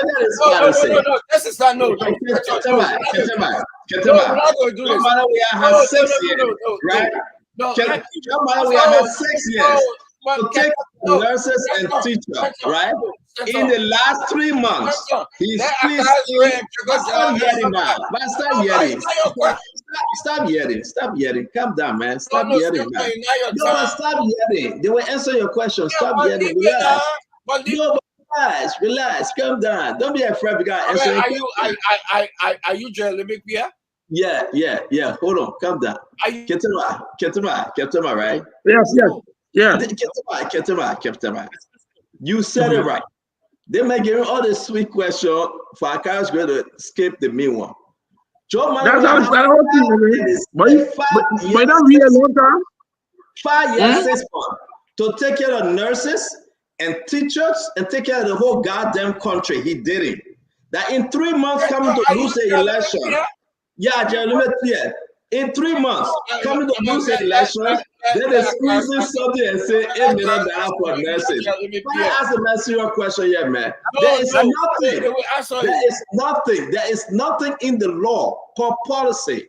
Akaris Moses Gray, the former district number 8 Moserado County representative, lied to the nation tonight. There is nothing in the law called policy that they can own those cars. You owe the people of district number 8 4 vehicles. You should give it to the people of district number 8. You owe them 4 vehicles. You should get that car as an honorable man who wishing to come back and secure the people vote. Turn the 4 vehicle over back to the people of district number 8. It's very disingenuous of you as a man that begging to come back for you to illegally take away those 4 vehicles. Not only you.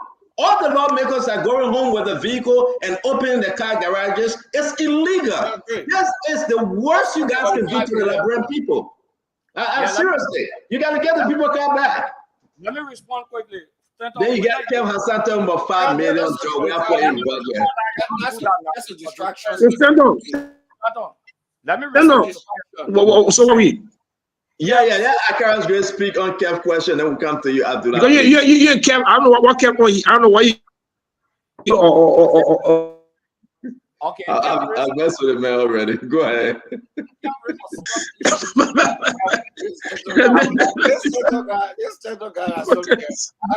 But still, no. Can you hear me? Yeah, I can hear you. Let Akaris speak. Yeah, let Akaris speak. Then we'll come to you, Abdullah. But Stanton, we will not revert to those diversionary tactics instituted by you to make the subject matter a carrossery. I thought on this Vigo issue, or even make the subject matter Boyka that you supported, because he's guilty. If I'm guilty, he's also guilty. So that's not an argument. It's the president turned over all his vehicle when he left as vice president. You cannot find one vehicle that was given to the president. He turned over all his vehicle when he left as a vice president. Hold on, I know for the 4 year he got a vehicle, he turned it over after 12 years. Now you no argument there. Ask him where he put the vehicle. That argument stand on that thing. Let me tell you what go to that thing. Very significant issue. You talk about dictators. You talk about dictators specifically. I'm not giving the people of district number 8 a vehicle back. When I'm not giving the people of district number 8 a full vehicle back, yes or no? We inherited the government. You will not give the people of district number 8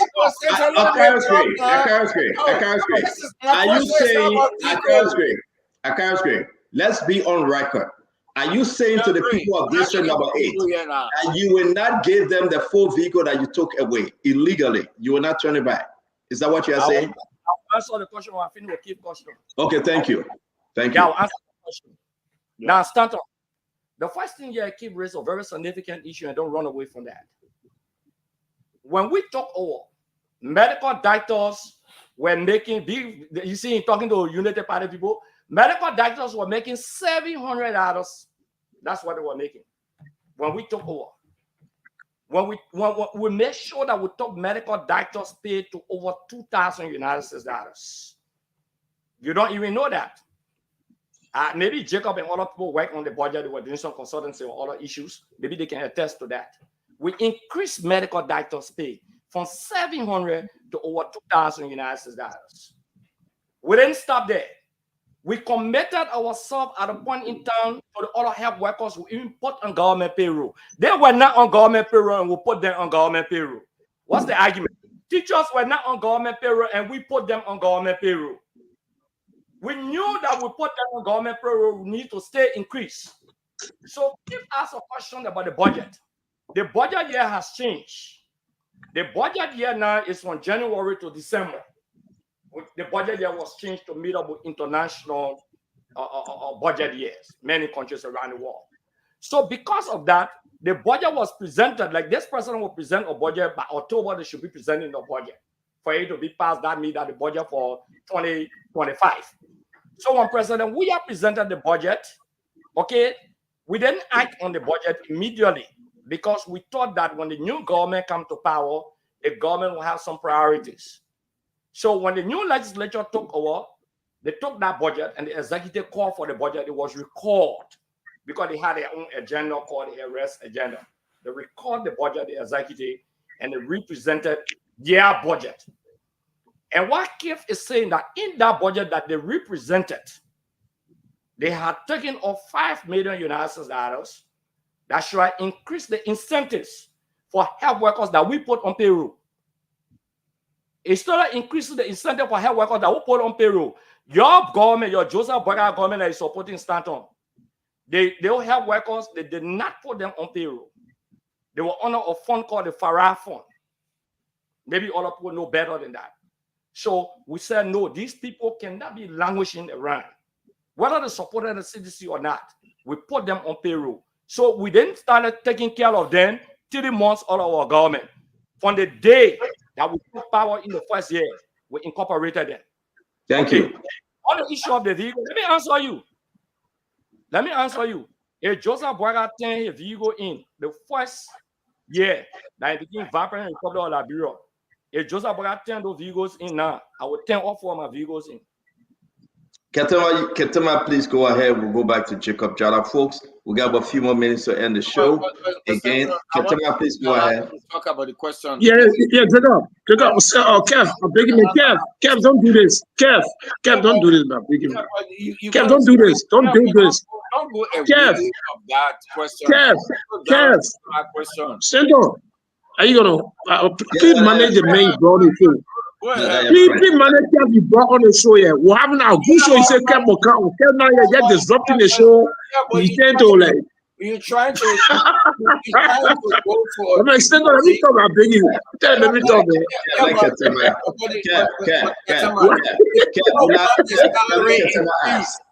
The people want their Oh, money. It's Senator. Okay, now. What about you? You pa. Senator, one of the reasons why, and Jacob Jallah can attest to it, one of the reasons why they introduced harmonization was that the wage bill was 2/3 of the budget. 2/3. That was too high. They felt it was too high. The wage bill, they're not even addressing the fundamental bread and butter issues. What did you pay people? It was 2/3 of the budget, the wage bill. They were forced to do harmonization because the international Bretton Woods institution said, this is not sustainable. We have to change course. So, and also there also issue of the policy. There's some policy, if you pay wide fee, it has to be basically an institutionalized process. It cannot be at the goodwill of the president. Do a policy. It's not because president we are. What if the next guy comes? So I think it is important when Stato is seeing Spoon approach to news reporting is be balanced. It can be Stato personal policy. It has to be an institutional policy. So this policy is tested over time. Stato's successors and people who will come after him will adopt this policy because it is part of the business policy, the organization policy, the state policy. It is not at the goodwill of the president. No, it is institutional policy. Just a point of correction, quick, Katama. Just a point of correction, please. Just a point of correction. Yeah, go ahead. Go ahead. Yeah. Can you hear me? Katama. Yeah. Let me finish. I'm not done. Okay. If you don't mind. Okay. So, I'm trying to say is that the issue in the country, substantive, people were elected not to serve themselves, but to serve the people. Anytime, if in your budgetary allotment, if the school is 10% of the budget go to school system, and the next year drop down to 8%, and you're making a statement that you think this is not important, and we increase because the problem in the country is that there is no bold initiative to say we're capped all public servant pay, especially people appointed. We're going to cap this. It cannot go beyond this amount of money. There's no cap. The issue of LTA. So we need pay and compensation reform in the country. The issue of LTA we just discussed recently, Stanton, because there's no reform. The people are not saying, no, we cannot go beyond this percent. We cannot go beyond this percent. So there's no compensation pay reform. So the policymakers are paying themselves. And there's no cap to the pay. So you can, as many times as possible, the next guy can come to LTA, the commissioners can meet and say, let's go $30,000. So still, it is a broader issue. It's not an individual issue. It's not a government issue. This has been institutionalized over a long period of time. That look, if we do this, if we establish a system and a policy that do reform these systems, the next government will be forced to do that. And when they undo that, it will lead to massive public reaction. That is my point. And Jacob, you can take it away, Jacob. No, I just wanted to say something, Katama. Like I said, you struck a very important point on the issue of policy. Policy are not legislations. You said something very important. I respect that. It should be legislated. The policy should be legislated. For example, like you said, the cap on how much officials make. Okay, you struck a very important point on that. I agree with you. Okay, but on the basis of that, it should be legislated. For example, the legislature in this budget year said no official of the government besides the president, the vice president, the speaker, the deputy speaker, and the pro tem will get a car over $45,000. The legislature into the budget is a law for this budget year. So I think what you meant to say is that every president has a policy. Somebody will come with 2035 vision. That's a policy. I support the fact that these policies will have to be legislated so that it can become binding on succeeding government. It's very essential. I don't digress from that argument. That's the point I just wanted to strike. And Stanton, please, I don't have much time now, I have to rest a little bit. So maybe after the rounds, then I can make my concluding statement. Please. Thank you. But before you do that, and I just want to ask you, what's your take?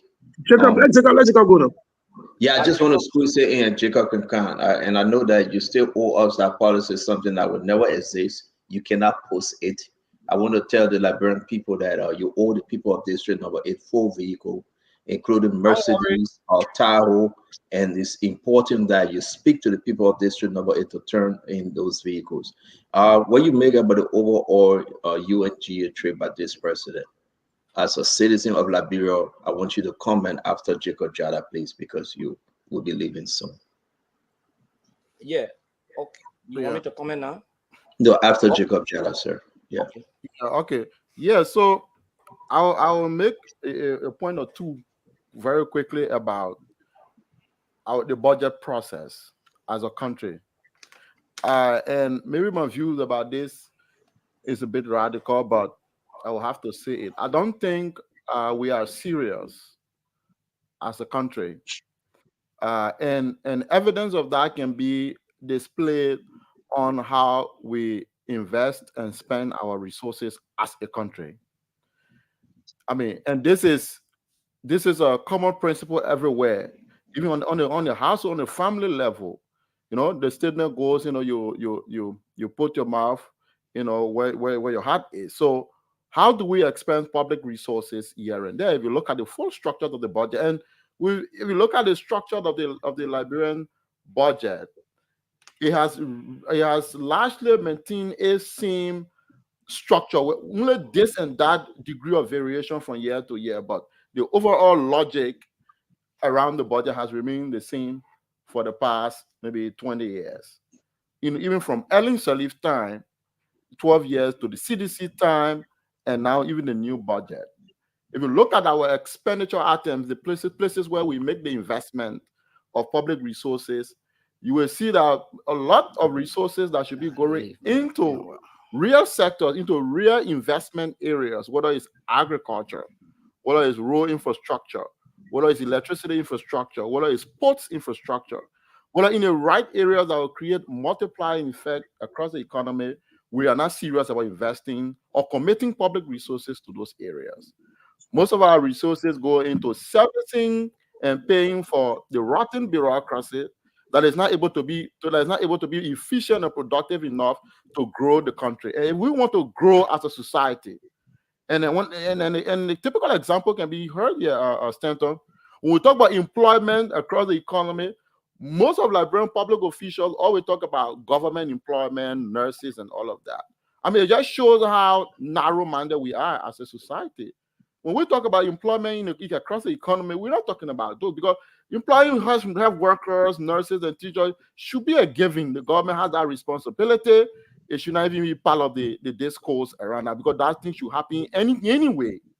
We're talking about making the right policy decision, investing the resources effectively in a way that will create hundreds of thousands of jobs in new sectors across the economy, whether it's in fisheries, whether it's in rice agriculture, whether it's in vegetable production, whether it's in technology, whether it's into hardware, software. Those are the places that will determine the future of the country. And young people who are coming from university and colleges every day, these are the areas of tourism. You know, these are the sectors like manufacturing. These are the places, banking, financial services, transportation. These are the areas that young people go to find employment, to be able to live a profitable livelihood. So therefore, my conclusion, the general point is that even the budget debate, the budget dialogue, the discussions around the budget, what are we discussing when we're making this? Now, we cannot develop the country essentially through the budget, but at least when we invest in resources, then we can make a statement of intention to say, we're spending money here, we're catalyzing these sectors, now we can attract private sector financing to align with government intention to transform the economic infrastructure so that jobs can be provided for thousands and thousands of Liberians across the country. Any society that have 90% of the population depending on government job, that society is a backward society. That society will never grow. So that is the problem that we have. The budget process, it has never been transparent. We do not invest our resources in the right places. We are not serious about really investing for the generality of the society, so everyone can go and have an understanding and benefit from the society. So the general logic is flawed. Whether it's the CDC government or flawed, the Unity Party government is the same thing. And if Joseph Boy continue to replicate that, we have similar results. We'll not be able to develop our country to transform the future of our society. That's the Thank you. general. Thank you very much, Jacob Jallah. I beg you, Akara, while you prepare to give your closing, couple of things I want to run by you, please. I want you to speak about the UNGA.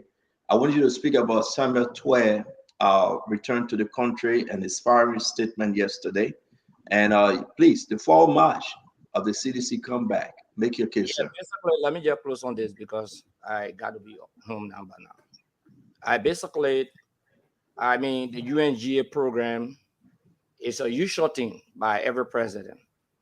Every president will go there by this time, talk to the world, interact, have side meetings and all of those things. They criticize the CDC delegation. You know about that. But my understanding is that they carry more than 80 persons. That's my understanding. Some of the people, they should have carried more than 80, but some of them were denied visa. But those who arrived in America, I can tell you for sure, and those names that they even sent to the embassy, to be a part of the delegation, they had over 100 persons, but I know a little over 80 persons went there. My understanding also is that the United States ambassador, Linda Thomas-Greenfield, did not end the program on Friday. She left. The guys had all green in there. It's unprecedented because usually the national color is red, white, and blue. I thought that was not a good sign diplomatically to parade a political party paraphernalia. I don't think they will get any results, a kind of result. I know it's good that they launched the issue of Liberia being on the national security, the United Nations Security Council as a non-permanent member. We initiated that in 2023. ECOWAS endorsed that. The EU supported that. So it's good that they're making follow-up on that. On the issue of Samuel Twe, former Minister Twe coming to the country, I think it's a good thing for him and for his image to not escape justice, but to face justice. And I like the way he said he will face the opponents and he will defeat them in court. And he's upbeat, and I respect that. It's very important for our country. You asked another question. That's the last question I want to close on. What was the last question? No, I asked you about the UNG, I asked you about Samuel Twe, and I asked you about the comeback of your party. Yeah, about the power march. The CDC is well on course. I'm convinced that the CDC will come back to power 2020. I'm convinced about that. We just need to do some work. It's very important. So overall, let me appreciate you. Let me appreciate Jacob, Katamba, and the rest of the people. I'm sorry that I cannot stay very long on the show. But again, I appreciate everything. In my closing statement, I'm carrying no car to anybody. Go sue me. And they say they get access recovery team. And they say they get GSA. Let them park my car and see. I will park Joseph Boy's car on the road too. Let them park the car. Let us not make it a carrot's great. It's a policy issue. The legislature has a policy issue. But what's the policy? What's the policy? I say the legislature has a policy of such. So I met it there and I live with it. What Katama said that is very important is that we need to legislate. This government is the rescue government. If they're serious, they will cover all of these things. If they're serious, then you talk about Prince Johnson, 27 years, Nyombli, 18 years. You just spoke to that Prince Moi, 18 years. Jim Bani, 18 years. Darrow Dedon, I received TDCAS. He received TDCAS.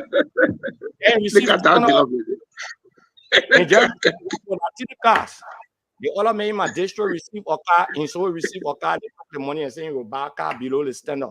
It's a violation. Abuse and misappropriation. Thank you very much. But you taking it? I know Moses Sakara Gray. We said thank you very much, sir. It's good having you. Yeah. Okay. Thank you. Thank you. So let's do the roundtable. Let's wrap this thing. Okay, Tema. Listen. This is bad for our country. Say what you want to say. Honorable Moses Sakara Gray. In front of his house, he got 4 cars, 1 Mercedes, Tahoe, and the rest of them. It was paid for by the Liberian people, was serving as representative. Like so many of them out there, Honorable Ketemba. Jacob Jallah got the wrong information. he to coming leave, back. Senator? No, Okay, he's okay. there. They're going to change his name. He coming back.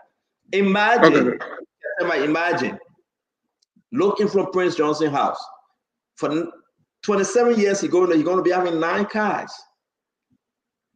You're only going to be having 4 to 6 different cars. The guys that can open a car dealership. I mean, we're scoring. There is no policy, Ketema. I mean, you can beat on the president and vice president. I agree. You can beat on, more than $96,000 car. There is no policy with our lawmakers, right? That they will showcase the kind of car they got parking in front of the house. Akaris and the lack of them should return the people car.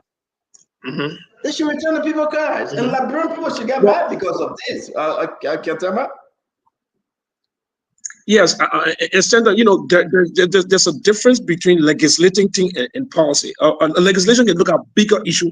You can have 10 different policies for one legislation, one bill. So I think that, like you said, there's not an interest in the policy. Forget about the existence of one. You should first be interested in creating one and implementing one. They're not even get interest in it. You're going too far. You're going way ahead. You basically see create one. First, the member has interest in it to create the policy. And then guess what? There's not only lack of interest, it's lack of public backlash. There's not a massive public reaction that threatens and scare them to hell.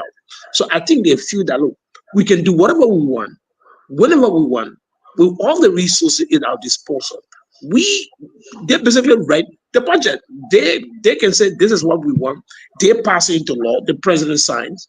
We just need the president executive to believe that if they give us this amount of money for signature, for sitting fee, we can do whatever they want. We can do. So this is the system. This is an inherited, broken, and dysfunctional system that pre-existed Bwakai, that existed as long as we've known each other. So I think you need a leader who's bold, who say, look, this is going to change, and I'm going to be that leader. So you need a reformer. You just do not need a regular transactional leader that runs the country and pays the bills and hire people and fire people. No, you need a leader say, these are broken systems. I will overturn them. I will demolish them and rebuild the most system that work for ordinary poor people, not the rich guys who already making fat salaries, who living luxuriously, who enjoy all the amenities of the state and who enjoy the privileges. We will do something different. You need a leader. You need a guy, like Stanton, you say, you have a preacher background tradition of Nehemiah. We built the broken walls, deep broken system on Nehemiah that come and rebuild them and say, look, I will be that guy. And that president, we got no interest in luxury, got no interest in perpetuating himself in power. And Baka is in a better chance because look, Baka may not run for 2029. So he's in a better chance to make the reform. He's not afraid of a political loss at the polls. He's not afraid of being defeated at the next election. He can do the biggest heavy lifting now. Let me ask you real quick because we all got to go again, folks. Thanks for joining us today. Again, I really appreciate you, Jacob Jallah, for coming on the show tonight. Please come all the time. Abdullah Ketema, let me ask you seriously. Where are we? The president, due to the hurricane, he canceled his trip in North Carolina. He canceled his trip as we hear it, and he's not going to France. He said it's important that he go back to Liberia to address some very pressing issue. What are the pressing issue? Issues of national concern, talking about massive corruption that is emerging and have emerged in his government. While we close this show tonight, what's your expectation? Is Barker coming home now to settle the LDA issue, the LRA issue, the LTS issue, the Commerce Minister issue? Talk to me. What Barker coming to do? Barker has a narrow window. Barker has to act. Let's be honest. Barker inaction worries me. Barker failure to act on fundamental issue worries me, especially on the issue. LDA is standing 4 months. Barker touted drug addiction and the epidemic of drug as an existential threat, but he's done nothing. The vehicle, the means through which that deliver your initiative, Mr. President, 4 months. The facts about LDA is now required exploration under the sea. It's not in the Brazilian rainforest. The information are right here, like, bro, the president cannot act to either replace or do something. It boggles my mind. Even on these issues of the method, if the president does not take action immediately in the next 2 weeks, this is going to send the wrong signal about the presidency. It's going to tell people, no, this is a free license. Do whatever you want to do, whatever time. As long as Boakai is there, you got a free ride, you got a license. President Boakai means well. I believe that, but I think his inaction, his failure to act promptly worries me, disturbs me, bothers me. The president needs to step up and be more robust and be more effective. The president has the bullet puppet. He has the largest microphone in the country. You have issue of medtech, whether the government, LRA, there's no action. Even an investigation, Mr. President, even launching an investigation is helpful, because what it does is send the clearest and loudest message that this is no business as usual, that this is different. We're keen to rescue this country from this kind of behavior that undermine our development, that sabotage the world and the desire of our people to live a more prosperous and just life. This is his chance. And the window is closing, Stanton. It could be too late. In 3 weeks from now, it could be too late. The public is passing a verdict, Stanton. The public is developing a perception about the president's governance, about his style of leadership. Is a difficult man. Does he take action? Is he slow in taking action? What is he waiting for? Does he need some kind of evidence from the CIA headquarters or undersea exploration or in the Guinean forest that is hidden? Does he need some kind of prophetic message? We still got 2 people caught up in space. They're waiting for special vehicle to bring them down. You think they're coming with some evidence? Yeah. Jacob, go ahead. Let me tell you. Jacob, go ahead and we'll bring in Ken. Jacob, it's good having you, man. Well, what's your expectation? Is the president coming to take care of the issue, or again, that will be another delay on the plate? Yeah, am I on? I seem to be muted. Yes. Okay, yeah, sure, thank you. I think that the president needs to come and try to be very direct on these matters, and I've been following the medtech issue. I've tried to follow it. Of course, the DEA thing. I mean, the president has to be extremely direct. I mean, you don't have all of the time in the world, and you're not there, to pamper people. If you don't have a lot of time. I mean, look at the country. There's an urgency for change, an urgency for transformation. So if you have a particular state, if you have a complete breakdown in leadership at the Drugs Enforcement Agency, I mean, change it very direct, be clear. Those who were there, if they're not able to rise to the occasion, they don't have the capacity. Some of them don't have the psychological balance to work together, team. You have to be very direct and say, look, I'm sorry, I don't have a lot of time. I need results. And therefore, I take the decision, bring a new crop of leaders, and then start the change and the transformation that is required to deal with these really, practical problems that we have to deal with in terms of the drug matter. And story about corruption. Of course, there has to be an investigation. I don't want to jump conclusion yet. That's something I don't like to do. The president has to go into the heart of the issue and get to the veracity of the matter, and get all the evidence. And if people are caught into betraying the public trust, they should be asked to excuse the government, because the president made a point the other day, and I thought that was a very powerful point, that all of his officials, and he made a statement earlier on in the government, that if you come into the government with the expectation that you're going to get wealthy here and make a lot of money for yourself, I'm sorry, this is you're making the wrong decision. And that has to be the point. I mean, government should be a form of voluntary service. People should come there with the spirit to help to solve and tackle the real challenging issues of our time. And if people are there to enrich themselves and try to make millions of dollars to build personal mansion and look good, then they rather go into the private sector. They rather try to build new products and services and tend to Jeff Bezos there. But if you want to come to the public sector, like our country, the UK, wherever, everywhere, you see it is there for service. And therefore, you have to come without public spiritedness. So I think the president has to be very drastic The president has to be direct. The president has to make sure that we don't have leakages along the public funds, so that we are able to keep as enough resources as possible in the public finance, so that we have those resources to invest in the right areas, into healthcare, into education. Tottenham, the public high schools are there, they're in terrible state. I was the one of the public schools, and you look at it, no computer, no science laboratory, no libraries. Is that a public school in the 21st century? That's an absolute shame. And we have a lot of resources. I look at the other reports, just came on the past government, $84 million to the NSA, and I was like, what? The country has that much money? You know, and we spend yeah, we thought librarians get money, but we got $4 million towards NSA, people who got nothing to do, really, you know, or very little to do. Then why we can spend that to transform Tottenham High and turn it to a science laboratory, and turn it to a center of excellence, or Detour or Gibson, you know? So we have to be very serious as a society. We talk about Rwanda every day. These people are very, very serious about building a prosperous society. So the last 20 years, since the end of the war, has been a big shame. We've not really moved forward.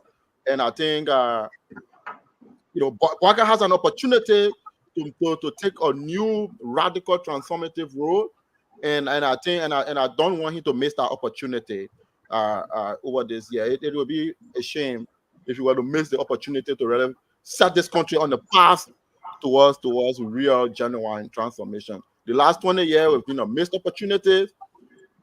Some of these people who were in government were our friends, but we have to be clear and direct. We live in a society, we're not happy with the way our country looks. And that is a unanimous opinion by all Liberians. It's not about party. People are going to do political rhetoric and propaganda. We're not interested in that. We're interested in real issues. We're interested in Gibson. We're interested in jobs. Many of our young people just college. Are they going to find work to do in prison? They will not find it. The work is not there. Plenty of them to get a BSc, get a master, get everything, but there's no job. Those are the real issue. Thank you, Stanton. Thank you, Kev. Yeah, you know, sometimes when I listen to folks, sometimes we try to beat around the bush. I understand. You know, for me, I'm different. A lot of people in Liberia, maybe through traditional and means, or they don't want, but we got to fix it. My brother Jacob Jallah, President Joseph Iman Boka is not in charge. It's not in charge. You gotta fix it. Now who in charge? The folks that are in charge, you see them. The Amin Moda, they are in charge, right? The Grace Pay, the other people who doing the Mama Cat Ability, these are people in charge. He's not in charge.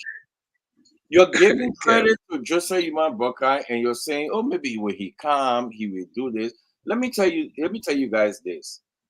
When he was head of the CPP, that folks thought he was going to be in charge. When our spoon guys, including the old guys, they went to Delaware and they had a interview with Joseph Iman Boka. Stanton asked him the question: when you get back to Liberia, will you put the CPP back in charge? He said, and used the word Brexit. He came back. He was succumbed to folks who wanted to take Cummings out of the CPP because he was not in charge. I was opportune to sit in court with Mr. Alexander Cummings, side by side. I sat with Cummings, side by side. And when they asked folks who were on the bench, was Mo Ali. They said, who fingered that document? He said, it was Cummings. By the directive of folks around him. President Boka went there. And he said, I don't know this man. It's what they told him.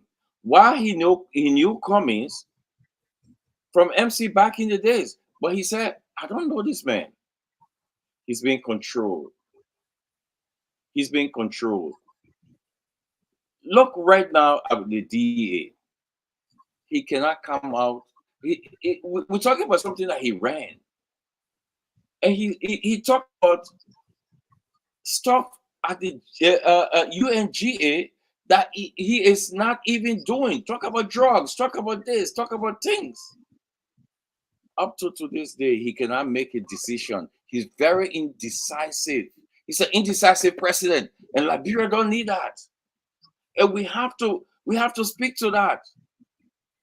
Let me tell you, I hope Diamond get out ready, and Stanton, you can get out ready that video. I post a video. I hope they can play that video. That folks who took money for the road, 20 million, 22 million. What they did, they sent Joseph Yuma Boka a fake video of their people, a fake recording to his phone. And he played that phone. They're telling him that the roads are good. They're clapping for him. You know, let me say this to you guys, and I will say this today. I went on Stanton with a spoon so hard. I attacked him. I did that. He went against my government. I attacked him. And if he go against my government next time, I will attack him still. But listen, that politically, not the other way down. Politically, I will attack him, right? But nobody gonna guarantee what gonna attack you. You're gonna repeat the same thing again, Dave. No way now, politically. So one thing he did.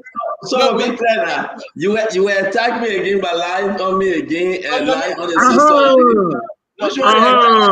Bring it up. So let's talk now. No, Stanton. No, Kaitama, don't do this. Don't do this. I know you're regime. I know you're a regime guy. Yeah, don't do that, man. But let me say this to you. So you're attacking me on what now? On what? What are you attacking me for now? On what? No, listen. On what issue? Listen, if this man, no. So you create propaganda. You're attacking me. No, listen now, Ketama. If you attack my government, he's a political figure. I will attack him. That's what we do. But let me say this. Okay, let me tell you. You said the man went against my government, I attack him. You say if you go against my government again, I will attack you again. So you attack me by saying I'm sleeping with somebody more again? No, that's why you say? No, that one. No, leave that one. That no, so why you do? Yeah, I think the man said no. The man is telling you he'll repeat it again. So if the election don't come in, just know that coming. You know what about Kev? Sometimes you can confess it move before time. And I like that about him. You're very honest, Kev. Kev, you're very honest guy though. Let me get credit now. Let me get credit. Katama, you want to play your game? You see, that's why. No, Katama, let me finish, right? But let's go to the main subject, right? The main subject is Stanton Witherspoon exposed the $20 million, even though that he attacked my government, right? But he exposed the $20 million, $22 million by the Ministry of Works by the minister, right? But what they did is they sent in a fake video, a recording to President Bokai. Diamond, can you play that video so I can explain to the people? It's because of Stanton Witherspoon exposed that. I want us to play that. Okay, I don't know, but let me do my closing. No, I gotta do my closing. I gotta go. Is the video talking about you're tagging the feature or what? What kind of video? No, stop that, man. Stop that. You see, we gotta go, man. Stop crying, man. No, but you don't hide that video. You don't hide that video you talking about? I have no clue which video you're talking about. But you see, listen, Ketama. Ketama. Do not do that consultancy and business here, because maybe you want it from the government. Don't do that, man. Yeah. Senator, they may want you to double. Senator, they may want you to double now. No, it's not that. Maybe you want it for the government because this if you Senator, want I'm it, Let me do my closing. No, yes, we're not here for a discussion, but we're not here for a discussion. play that video. Let's play that Video video. not available. The video not available. Let me do my closing. Yes. Okay, let me finish. Yes. If it's not available, I send it to Diamond, I send it to you. The reason I want that video to play is to show that Joseph Human Boka is not in control. People saying fake video, and he played that video. They said to him that all the roads are good. All the roads are good. And he played that video in Texas where he made them, where people say, you see, the roads are good. I want the people to know that Joseph Human Boka is not in control, Ketamba. Okay. So thank you. So let me come back. We can change that subject. Yeah, but you cannot talk for the rest of the evening. Let me do my closing now. Ketema, I appreciate you coming on the show. Especially I appreciate Akaris Mosigre for coming on tonight. Jacob Jallah, thank you a lot. Thank you for showing up, and we hope you can come again. Jacob Jallah, still intellectual yet. I still intellectual yet. To all of you, thank you for sharing the program today. I'm very disappointed in the guest for tonight, Akaris Mosigre. It's not only to Akaris Gray. I mean, he didn't present well tonight.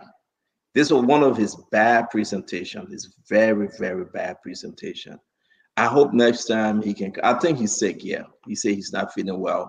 So you have some, when you have some issue like UTI and something, it was one of the signs, symptoms is confusion and restlessness, confusion.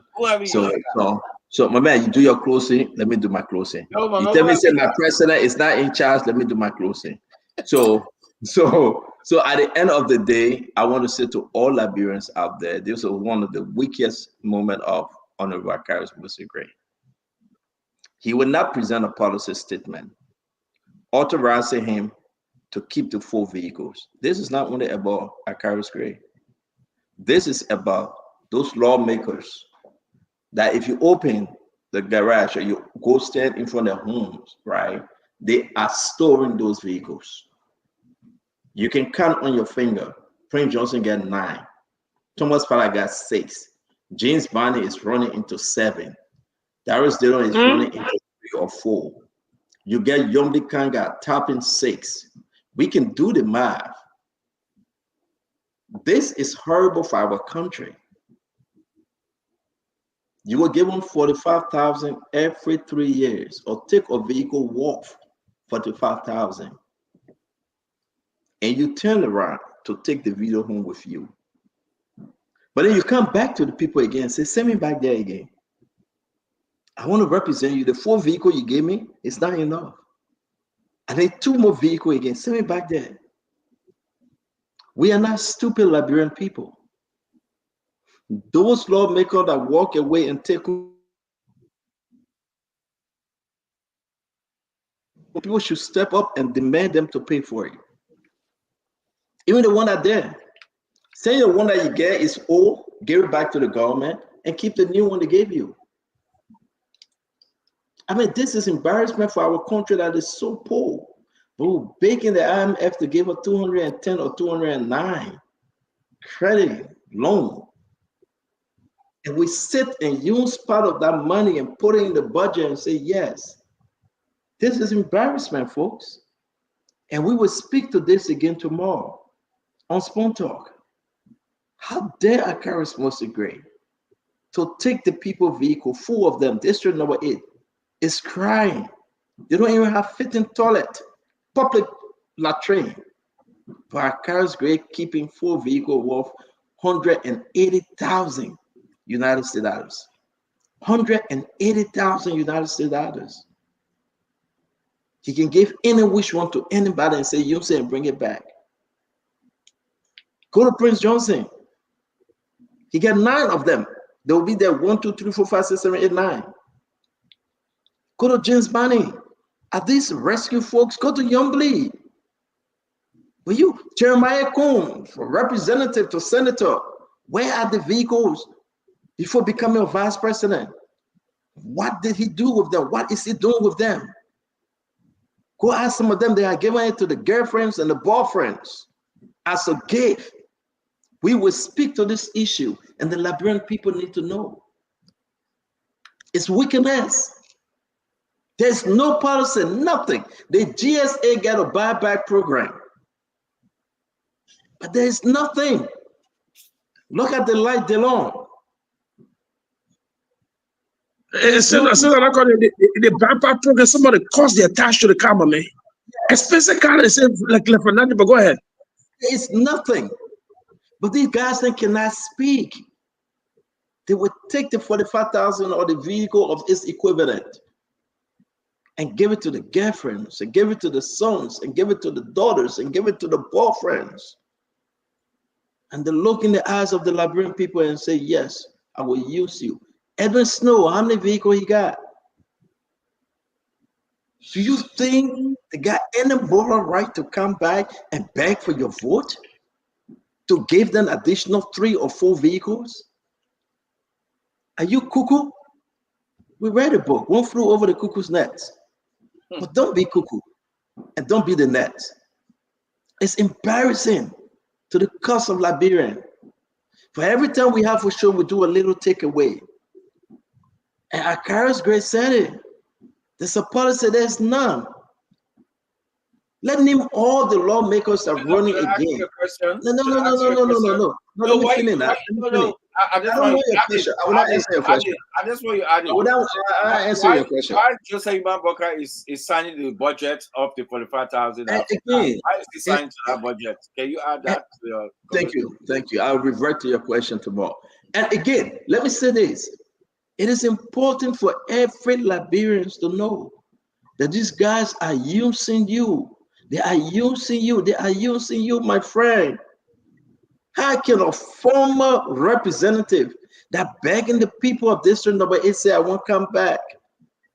But yet instead, you're keeping the people car and you say, Stanton, go and sue me. I will not sue you. The people will answer you the more. Try and come back. They will reject you again. We got 15 senators that will be running. Ask them for your vehicle. Ask the loan. What is he doing with your vehicle? He took the money. Ask him. Ask the loan. Ask Yombly. Ask Bocha Sebe. Ask Edwin Snow. Ask James Bunny. Ask them. Let's call the names. You ask them. You ask them. We're not stupid anymore. The days of stupidity is over. It's time for us to change those laws like the creator to just please themselves. There's nothing, folks. There's no policy. I'm gonna end this real quick. Let me end this. You sound like a candidate for 2029. The way you sung. Ketema, 2029. Let me just interrupt. It's not just the vehicles. It's even the office furnitures. Yeah. Furnitures that are procured by funds from budget given to certain lawmakers at the time. When they are leaving those offices, when they are defeated, they take them. All of the furnitures down to the rug. Yes. You mean the furniture is provided by GSA or their own furniture? Which one? The money is given to them from their legislative budget to procure furniture. Okay, all right. Most of the time, the argument they will make is before they can get the money, they can procure the furniture by themselves. Then they are reimbursed. Okay. Once you are reimbursed, the furniture is no longer yours. Even if of course. So when they are defeated, they will clear the entire. They just did. So I'm going to end on this. Let's talk about the bigger picture. Just say Yuma Barker is coming back. Coming back to what? Coming back for what? Coming back to do what? Like Ketema said, the president returning to the country got a lot of information we'll be bringing to you tomorrow. In 2 weeks, if the president failed to address the current issue, the Ami Moda issue, the double Jallah issue, the LDA issue, the LTA, Abdullah Kamara issue, then boy, we should just forget about the government now and pray for early 2029 to come We should just forget about this government because nothing can clean it. If the president failed to take action, and I will say this again tomorrow, if the president, Joseph Yema Boakai, failed to take action,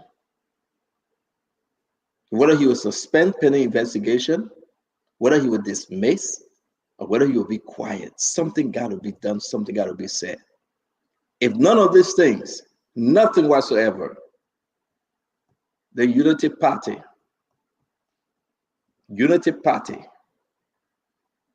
will go down in the history again as the worst party ever. Then George Manawea will champion the cause of a comeback.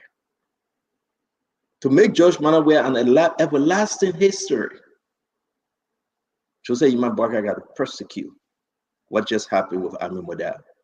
He got to take action on Double Jallah. He has to take action. He has to take action. Say that?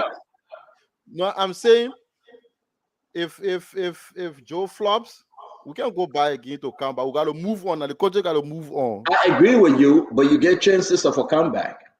Well, yeah, if the president failed to take action, right, Jacob, you know that the voices that Ketema said earlier from the beginning of the show, the comeback message will be more louder. Am I right, Jacob? If President Weah say, I'm not going to do, if President Boakai say, I'm not going to do anything, you know, CDC will run with that thing till 2029. Senator, let me ask you this question, Jacob. He has 6 years now, and we've seen his performance. We are Joseph Boakai. I am not supporting his comeback, Jacob, but what I'm saying is that you would increase the volume of a comeback. No, that's a good point. Senator, we're all giving right now with that situation. If the president Joseph Boakai not taking charge with the Abdullahi situation, all the situation, will you support Joseph Yuma Boakai if he were to run 2029? Will you support? Senator, don't answer that question. Don't answer that question. It's intended to distract away from How will you tell me not to answer question, Ketamba? I'm asking, are you the man PR? Because the question is answered. Senator, the man is not a political campaign manager. No, stop, Ketamba. Let me ask my question again, Stenton. What is the answer to this? Okay, what is the answer to that question? Ketamba, wait. With everything happening right now with the Amin Moda, what is your thought? I want to know your opinion. With everything, with the grace pay, with everything happening right now, will you put your vote? Will you support Joseph Yuma Boakai if he were to run 2029? Okay, here's my response to your question. Not you. Everything happened. Not you. Not you. I'm not asking you. I'm not asking you. You ain't like be right. Not you, man.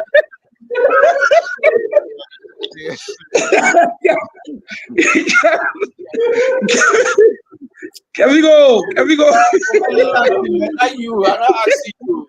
Man, I was going to answer your question, but we ran out of time. No, man, answer that question. You want to say, y'all have a good night, folks. Answer that question. Jacob, Dama, thank you, man. We ran out of time, Kev. Next time. Bye for now. Good night. Bye, Jacob. Good night. Yeah, we'll answer a question 2029.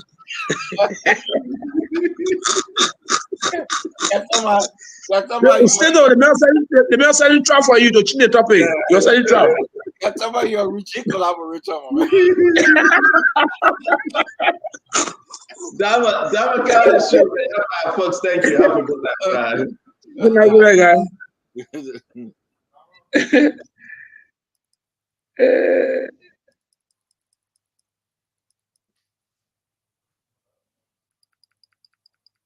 Oh, what's wrong with my set?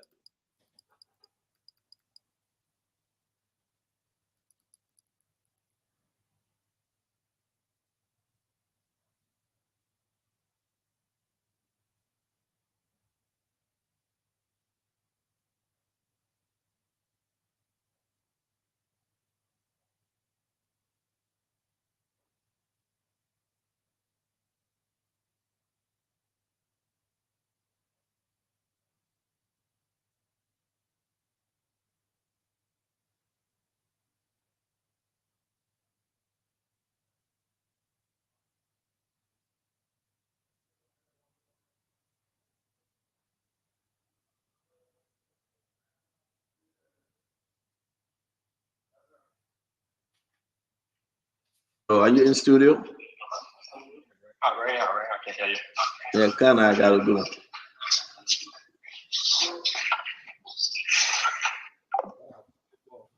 All right, thank you very much, Diamond. Oh, it was public call? Yeah. How? It was on the radio. Oh, okay. All right. Thanks. Later. All right, Chief. Pleasant night to you. All right, folks. Thank you so much for listening and watching. Tomorrow we return with Spoon Talk. I'm out of breath because I needed to get a guest out of the studio. But thank you so much for watching again. We'll be back on tomorrow. Okay, Eddie said we were muted. For all those of you listening across the country, pleasant good night to you. To those of you watching us, enjoy the rest of your evening. Good morning to you, and good night, depending on your location. Bye-bye.